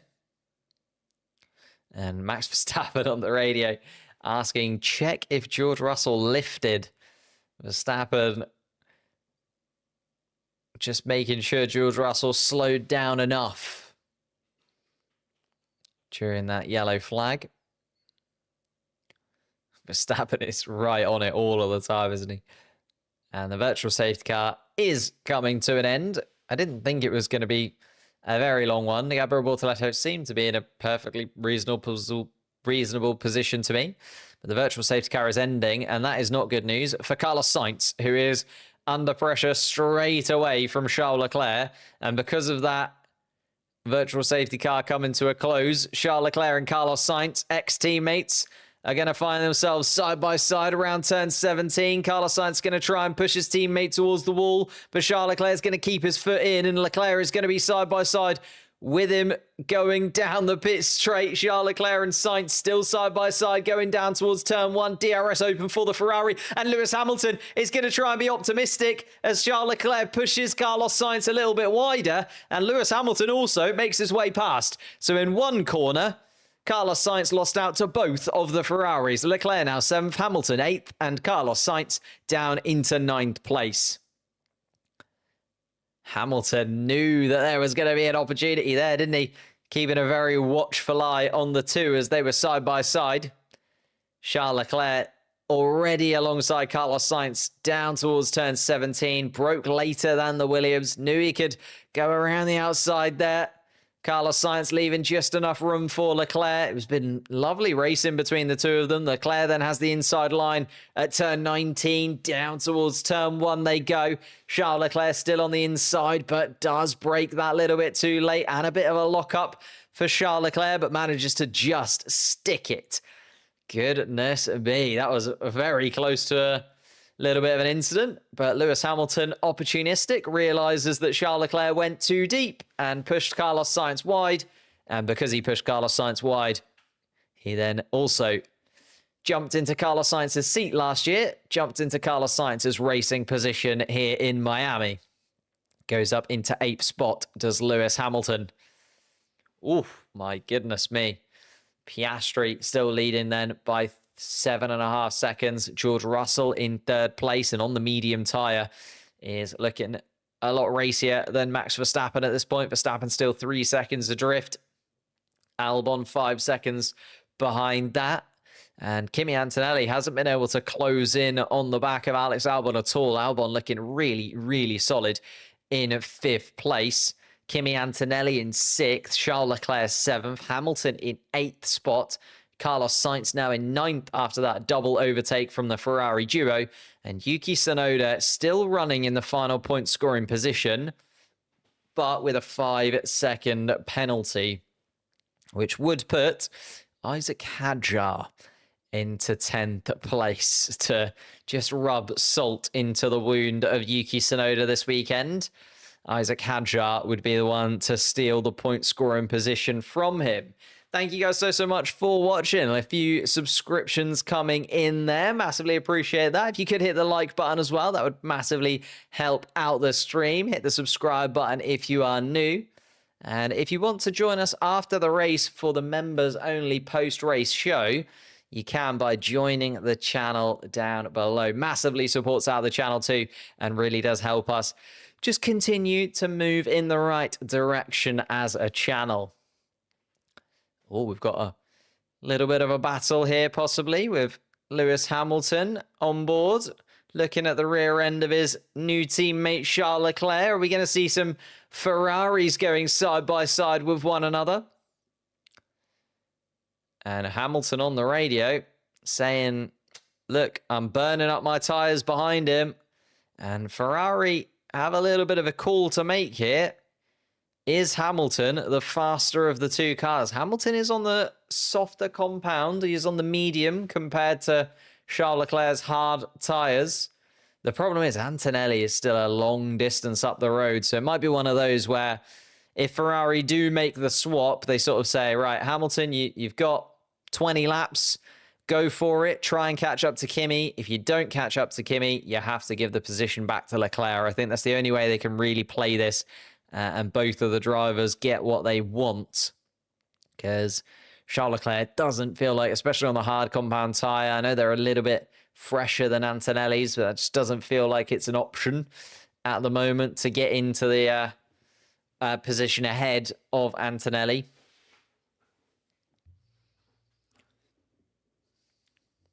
Hamilton should be lap past. I think so. It is. I agree with him. He is on the softer tyre. He is looking the quicker of the two Ferraris right now. But unfortunately not the case at Ferrari for the moment. And Lewis Hamilton on the radio once again, asking if he's just going to sit here behind Charles Leclerc. Ferrari still not making their mind up, though, on what to do with their two drivers at the moment. So, can Ferrari make their minds up before it's kind of too late? Because as Hamilton said, he is just going to burn his tyres up behind his teammate here. Isn't going to help anybody.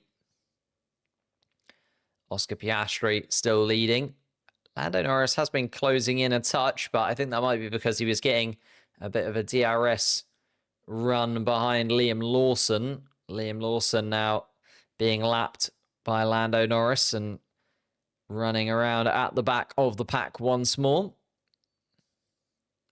I feel like that damage to Liam Lawson's car has just completely put him out of any kind of competitive running. And in fact, I think Liam Lawson is coming into the pits once more. Is it going to be our fourth retirement from the Grand Prix? And another rookie to kind of join the graveyard of rookies. Only Hadjar and Antonelli still running of the two. Hamilton has DRS down the straight. We're still watching this battle between the two Ferraris, and Hamilton on the radio once again.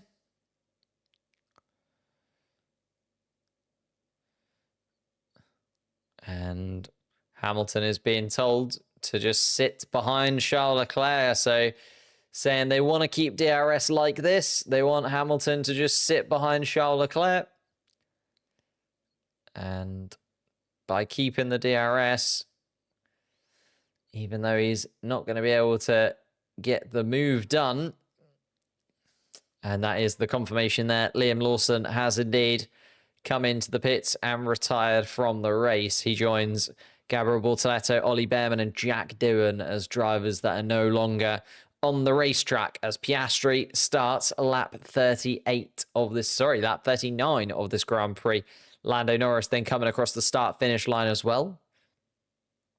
And Hamilton on the radio still making complaints and still not happy with the positioning as it stands. He's saying that he wants a little bit more from the team here.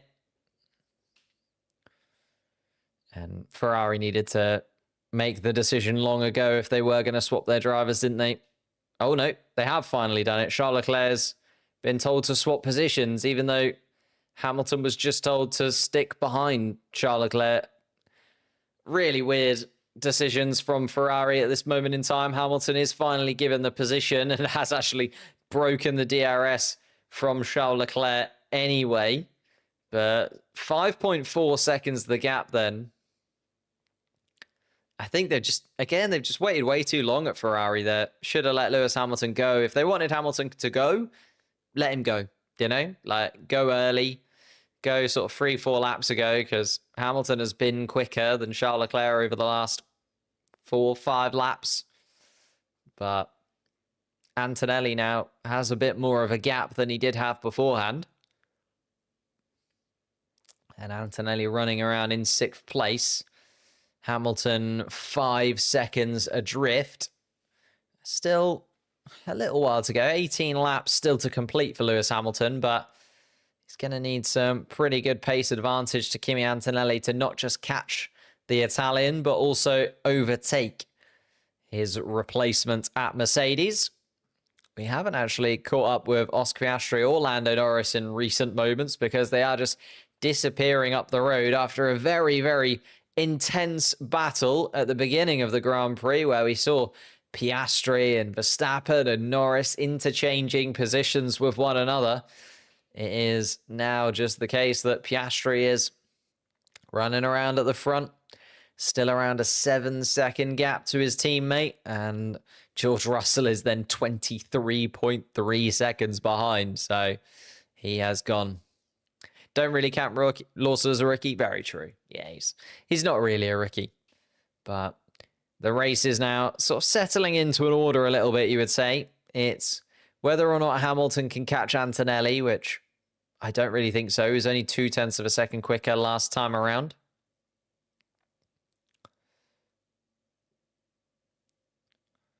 And Lewis Hamilton, very, very unhappy.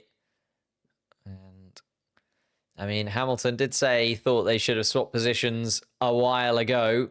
Ferrari leaving it for a very, very long time, but now doing it. So Hamilton is ahead of Leclerc, but again, just I don't think he has the pace now, and his tyres are done. So it'll be very, very slim pickings for Lewis Hamilton. Carlos Sainz in 9th place now for the Williams team. His teammate up in 5th. This is another really, really solid points haul for Williams in the battle for best of the rest this season. Toto Wolff looks on as George Russell running 3rd, Antonelli running 6th. So a pretty decent points haul for the Mercedes team as well, but just not in the same league as the McLaren Papaya cars. Race leader Oscar Piastri making it look simple at this point, just running around at the front of the pack all by himself. And Charles Leclerc is now on the radio complaining that Lewis Hamilton is going too slow. So Hamilton is complaining that Charles Leclerc should let him pass. Now that he has been let past, Charles Leclerc is complaining about Lewis. And Ferrari have got themselves in a real conundrum here. Will Carlos Sainz overtake? Very unlikely, unfortunately. It's looking like the race is pretty much settled into this order. I would be surprised if there's any overtaking really to come, to be honest. I think the only thing to keep an eye on is whether or not Yuki Tsunoda can get over 5 seconds ahead of Isaac Hadjar behind. So Hadjar, if he can finish within 5 seconds of Tsunoda, will get that position and score points once again for the sister team. Yuki Tsunoda would once again drop outside. Race control, they're looking at Pierre Gasly, an incident where he possibly ignored yellow flags.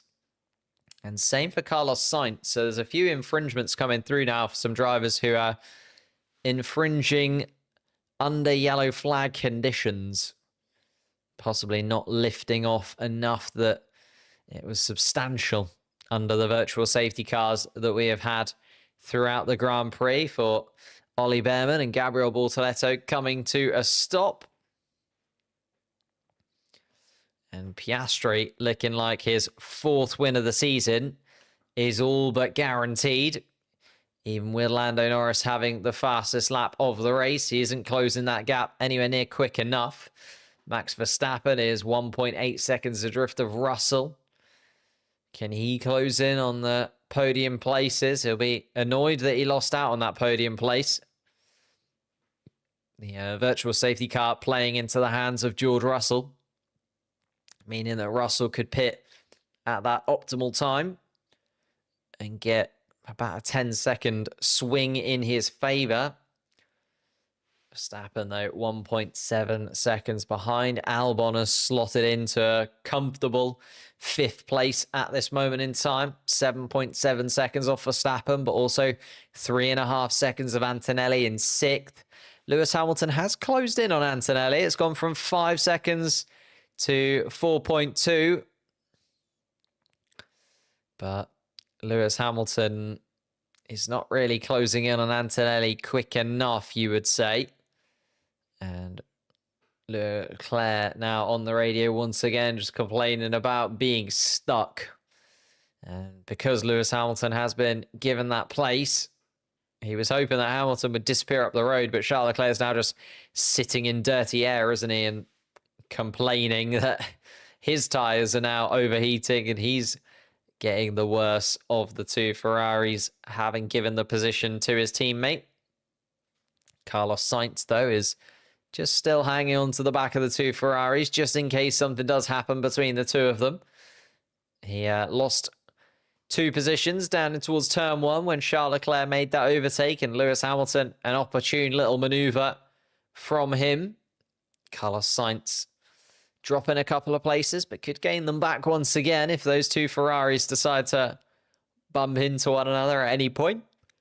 Yuki Tsunoda, as I say, running in 10th, but with a 5-second penalty. So Tsunoda does need to make sure that he finishes 5 seconds ahead of Isaac Hadjar. Well, more than 5 seconds ahead of Isaac Hadjar, which is not looking like the case at the moment. Isaac Hadjar is 4.8 seconds off.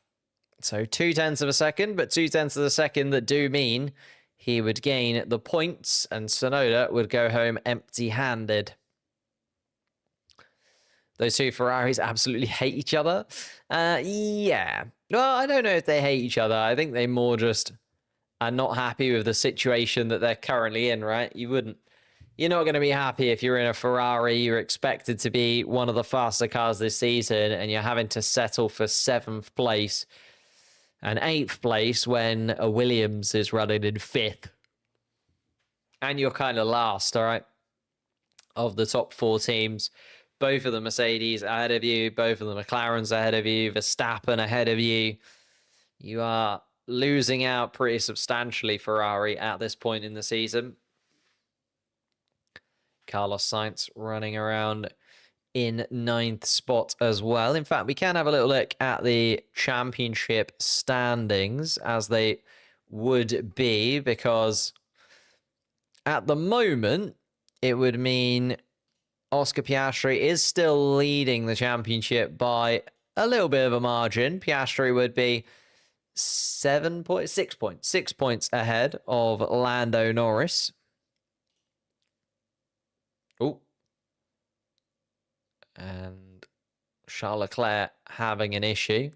I'm sorry, 16 points ahead. Oscar Piastri would be of Lando Norris in 2nd spot. Max Verstappen would still be in 3rd, but starting to fall away from the two McLarens at the top of the sheet at the moment. In fact, George Russell would gain slightly on Verstappen, but there'd be no change in terms of their championship position. Charles Leclerc, Antonelli, Lewis Hamilton would also stay in the same spot, although Antonelli would be only 3 points behind Charles Leclerc as it stands. Hamilton would be another 5 points behind Antonelli. Alex Albon would be the biggest gainer of those, though. 10 points would put him on 30 so far this season. The next best driver in the midfield would be Esteban Ocon, who's on 14. So double the points of every other midfield driver. So absolutely ridiculous from Alex Albon, the start of the season that he's having. Ocon, Stroll, Tsunoda, Gasly would stay where they are. Carlos Sainz, with a couple of points, would gain 3 places into 13th. Hülkenberg, Behrman, and Hadjar would drop 1 place, although Hadjar, at the moment, would just about gain a point, and therefore would also be on 6, the same as Hülkenberg and Behrman. Alonso, Lawson, Doohan, and Bortoletto still with no points this season. Alonso, the only one of those 4 drivers still in this race, but running around in 15th. And the Aston Martins just look absolutely nowhere.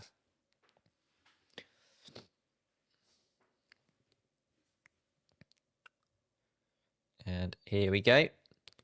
Max Verstappen then has actually closed in a little bit.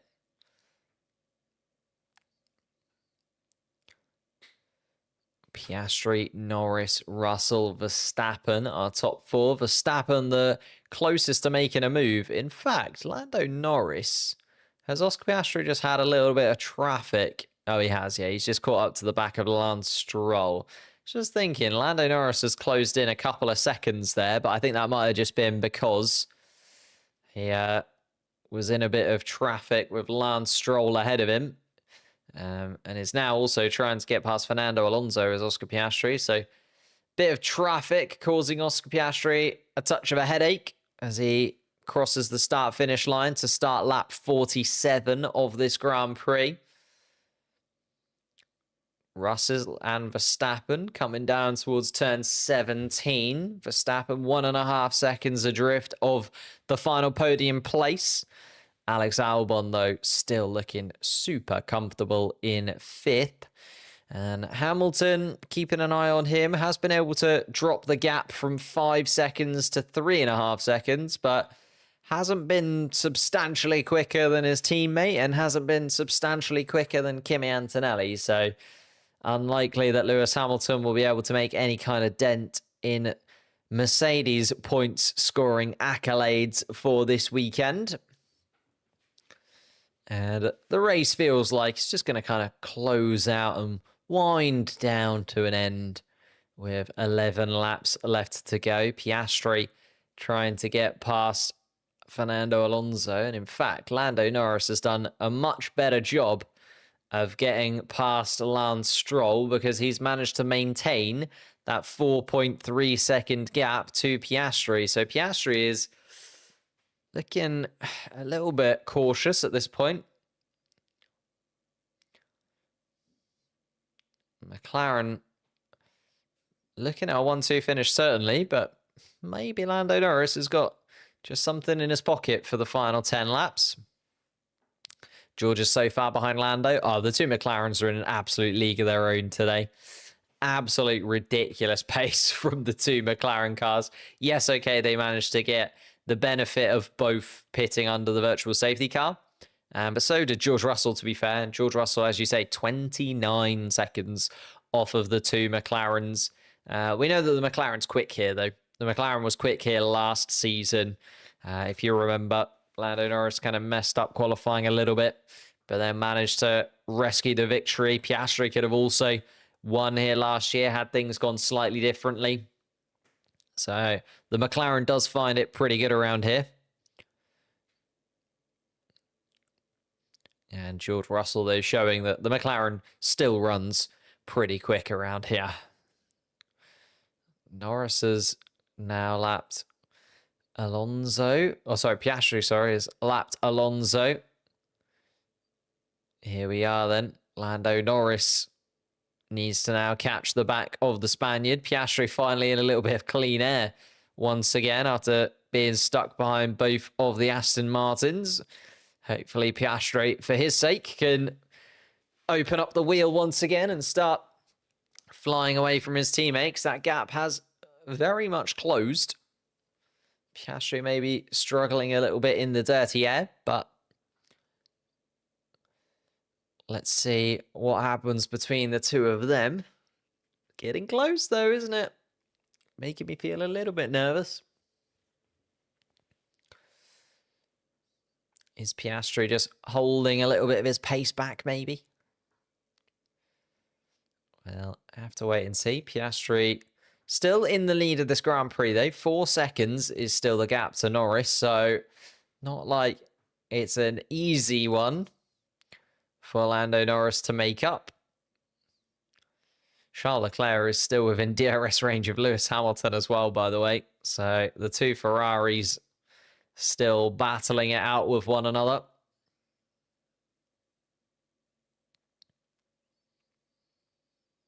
Maybe Lando Norris is just a little bit quicker. Max Verstappen, though, who was sort of gaining on Russell, has now dropped back to 2 seconds adrift of George Russell once again. Albon still running in 5th, Antonelli 6th, Hamilton 7th, Charles Leclerc, the first driver with DRS inside of the top 10, Carlos Sainz in 9th, and Isaac Hadjar has fallen beyond that 5 second gap, so Tsunoda would just about hold on to 10th place, even with his 5 second time penalty. But there's still only a second or so in it. Hadjar could still get that final point score in place if he can get a few tenths, or if Tsunoda makes any kind of little error in the final few laps of this Grand Prix. Verstappen, though, he's just kind of closing in once again. Verstappen just seems to have these spurts of pace where he gets to sort of a second, 1.2 seconds off of the back of George Russell, and then doesn't quite get to within DRS range. Someone who is within DRS range is Charles Leclerc. Hamilton still 3 seconds adrift of Antonelli, so that dream of getting up into 6th place is absolutely never going to happen. Bit of a eye-opener for the Ferrari teammates. Will Hamilton give that position back to Charles Leclerc, considering he was given that spot to try and chase Kimi Antonelli ahead, although sort of 3 or 4 laps too late, really.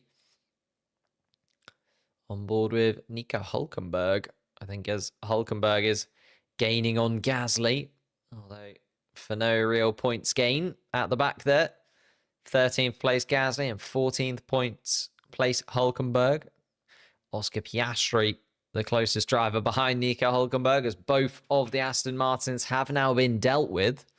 So Lando Norris is still 4 seconds behind, with both of the Aston Martins having been dealt with, but it felt like Piastri just lost a lot of time behind Carlos Sainz for some reason. And go back and look at that onboard to see what happened there. But 3.7 seconds the gap, it just feels like it's going to be a bit too much of an ask for Lando Norris in this one. Does make you wonder, had Lando Norris not fallen to Max Verstappen at turn 2, and had he just sort of decided to sit behind Verstappen for a couple of laps, how differently it would have played out. But he went for the move, got pushed wide, dropped down to 6th place, and the recovery from Norris to get back up into 2nd has been great. Could have been in Piastri's position, though, in my opinion. Had he just stayed ahead of Piastri for the first few laps, it is likely that Lando Norris would be running around in first spot. And Charles Leclerc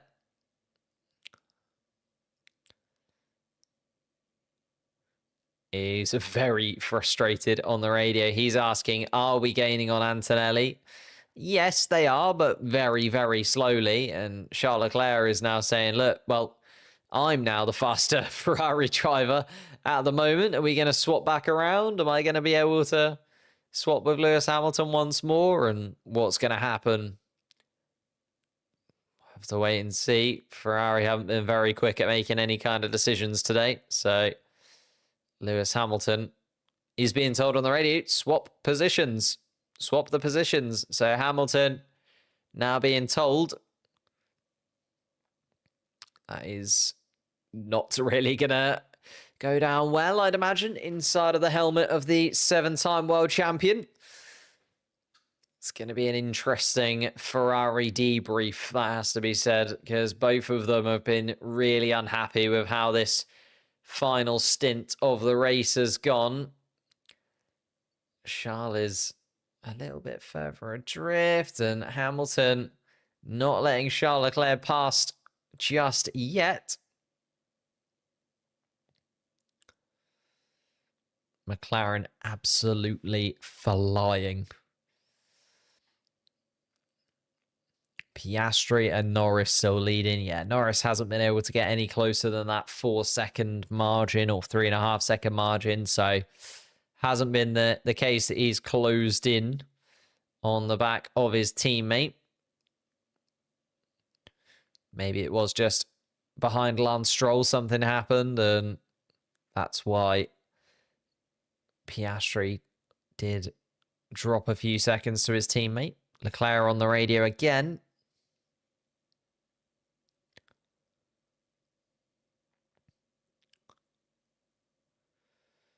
And Charles Leclerc on the radio. Oh, is finally given the position from Lewis Hamilton, although Leclerc actually was saying we need to catch Antonelli. Oh. I see. They told Charles Leclerc that they were going to swap positions before they'd even asked Lewis Hamilton if they were going to swap positions. So, again, just a really interesting decision from the Ferrari team. I'm going to have to go through the radio messages between the two Ferraris because it just doesn't make much sense, does it? But they have swapped once more, and Charles Leclerc is back up to 7th, and Lewis Hamilton is back in 8th, as they were sort of 10, 15 laps ago, whenever it was that they were swapped the first time. And Carlos Sainz is 1.4 seconds behind, Hamilton is told on the radio, and Hamilton is very much not happy at all. He is very frustrated, asking if they want Hamilton to let Carlos Sainz by also. And I'm sure we will hear a little bit more about that as we get into the debrief of the Ferrari race. But again, Ferrari just so far off the McLaren, so far off the Mercedes, don't look to really be in the mix, do they? You know, Charles Leclerc gained quite a bit, pitting under the virtual safety car, but still nowhere close to Antonelli, Albon, or Verstappen. That's right, Albon in 5th place in a Williams, making the Ferraris look even worse than it. And it is. Carlos Sainz also running in 9th, is lapping at basically identical times to Leclerc and Hamilton. Tsunoda is now within 5 seconds of Isaac Hadjar, and Isaac Hadjar has just turned on the afterburners a little bit here. The gap between Tsunoda and Hadjar was 5.7 seconds. It's now down to exactly 5. So if Hadjar can gain another 10th or 2, Hadjar will gain that final point scoring place. It's going to be very tight between the two Red Bull powered cars. Tsunoda in the main team. Isaac Hadjar, though, in the sister team, could just nab that point and continue what has been a very, very impressive start to his rookie campaign, Isaac Hadjar. In fact, I was arguing yesterday that he's actually been the better of the rookies up until the point Kimi Antonelli put his Mercedes car on pole position for the sprint race. So Piastri, Norris, and Russell are top 3, just joining George Russell as he's now nearly 3 seconds ahead of Verstappen. Verstappen's just falling away a couple of tenths at a time. Albon then another 8.6 seconds. Antonelli another 6.5 seconds. Charles Leclerc has not been able to catch the back of Antonelli as he was hoping. Hamilton now outside of the DRS range of his teammate. Carlos Sainz another second behind. It just looks like these final few laps are going to wind down as they are. The only one to keep an eye on is Isaac Hadjar, who is now 4.7 seconds behind Yuki Tsunoda. That would be good enough to sneak the final point score in place. So Tsunoda's just coming across the start-finish line to start lap 55. They've got 3 laps left, the two Red Bull-powered cars in 10th and 11th spot. And Tsunoda versus Hadjar is about as good as a battle as we're going to get right now. And it's a time battle between the two. Tsunoda needs to finish the race more than 5 seconds ahead of Isaac Hadjar behind, unless Isaac Hadjar is going to get that final points scoring place. Wow.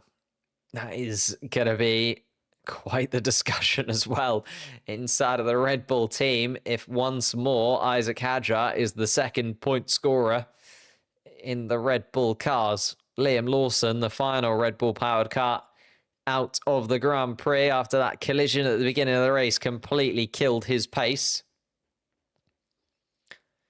Max Verstappen been told to keep it up. Oh, delay the downshifts. Verstappen also now having a little bit of a struggle of his own and having to nurse that Red Bull car home in 4th place possibly. That's why we haven't seen him have a real go at the back of George Russell. Here they come again then. Tsunoda just comes across the start-finish line. And then Hadjar around the final corner. And the gap across the line was 4.971 seconds between Tsunoda and Hadjar. This is going to go right to the final couple of corners. So Hadjar's tyres are much older indeed, but he is putting in the lap times at the moment that keeps him right on the fringe. Tsunoda has to do it. Final lap we are on. Here comes Piastri then. Piastri coming around turn 4. Tsunoda and Hadjar still have another lap and a half to go. So just goes to show how dominant Oscar Piastri and Lando Norris have been here. They're 33 seconds ahead of their next competitor. The McLaren's absolutely flying at the moment. It is going to be another win for Oscar Piastri, his 4th win of the season. And it's now looking like an absolute campaign where, for the first quarter of this campaign, Piastri has been by far and away the best driver of it. Absolutely dominated every time that he's been at the front of the pack. He's made it count. Had it not been for that spin in Australia, he'd be even further ahead in the Drivers' Championship. He won't be thinking about that now. He'll be looking down this back straight and thinking one more victory and one step closer to being a Formula One world champion. DRS is open as well because he's getting past Nico Hülkenberg, another back marker out of the way. And Oscar Piastri has 2 corners between him and victory in Miami. It's back-to-back victories for McLaren, but it's the other papaya car on the top step of the podium this time around. Oscar Piastri takes the victory from Lando Norris in 2nd spot. I'm keeping an eye, though. Russell and Verstappen are still coming down the back straight as the McLaren team start their celebrations. Hadjar and Tsunoda, the gap is 5.2 seconds as Hadjar and Tsunoda come down towards turn 11. George Russell is coming around turn 17 to take the final podium place from Max Verstappen. It felt like Verstappen was going to be there, but Russell pitting under the virtual safety car just gave him the edge coming out of the pits, and he hasn't looked back since. Verstappen does indeed finish in 4th place behind. Alex Albon can take another incredible bow, finishing in 5th place in a Williams. Another 10 points on the board for him this season. Hadjar is closing in, though. Lewis Hamilton battling with Carlos Sainz. Carlos Sainz goes for a final lap maneuver, but it doesn't count for much. Leclerc, Hamilton, and Sainz come across the line in that order. Here we go then. Tsunoda coming around the final couple of corners. The gap is 5.09 seconds between Tsunoda and Hadjar. It is going to be right next to it, and Hadjar, finishes 5.16 seconds adrift. So Tsunoda can breathe a sigh of relief and takes 1 point home. Isaac Hadjar has to settle for 11th place. Ocon, Gasly, Hülkenberg, Alonso and Stroll, the other finishers outside of the points. Liam Lawson, unfortunately, joining Gabriel Bortoleto, Ollie Behrman and Jack Doohan as the drivers that had to retire from the race. Doohan, Behrman and Bortoleto all causing virtual safety cars. Liam Lawson did the best that he could after that bump with Jack Doohan in the first lap, but wasn't able to do anything much. And the pace just wasn't there after the damage to his RB car. Thank you guys so much for watching. Leave a like, subscribe, all of that good stuff. Oscar Piastri takes another step closer. Oh my goodness me, and Carlos Sainz and Lewis Hamilton actually did touch at that final corner. A real bang of wheels. Carlos Sainz decided to go really deep into turn 17. And, Carlos Sainz saying he moved a bit under braking there. That will go to the stewards, I'm sure. Lewis Hamilton and Carlos Sainz will be under investigation to see whether or not that might swap positions around if they deem Lewis Hamilton to have infringed. Carlos Sainz would need a 20-second penalty or something like that to put Yuki Tsunoda any higher up in the rankings. So unlikely to affect Carlos Sainz in the negative. Might gain him a position though. But there is Oscar Piastri taking the victory for McLaren once again. Thank you guys so much for watching. If you could hit the like button, leave a subscribe as you leave as well. That'd be absolutely amazing. We'll be back in a couple of weeks' time. We are live for every single competitive session throughout the 2025 season. So couple of weekends, we're back in Europe once again as well. So hopefully a little bit more excitement. It started off really good, this race, and then just slowly petered out towards the end as Oscar Piastri asserted his dominance. And if you do want to join us live for the post-race show as well, we're going to go straight into that. Members can join us there. Going to go straight into the post-race to get a little bit of a debrief and watch Oscar Piastri lift another trophy this season. Thank you guys so much. See you later. Goodbye. Goodbye.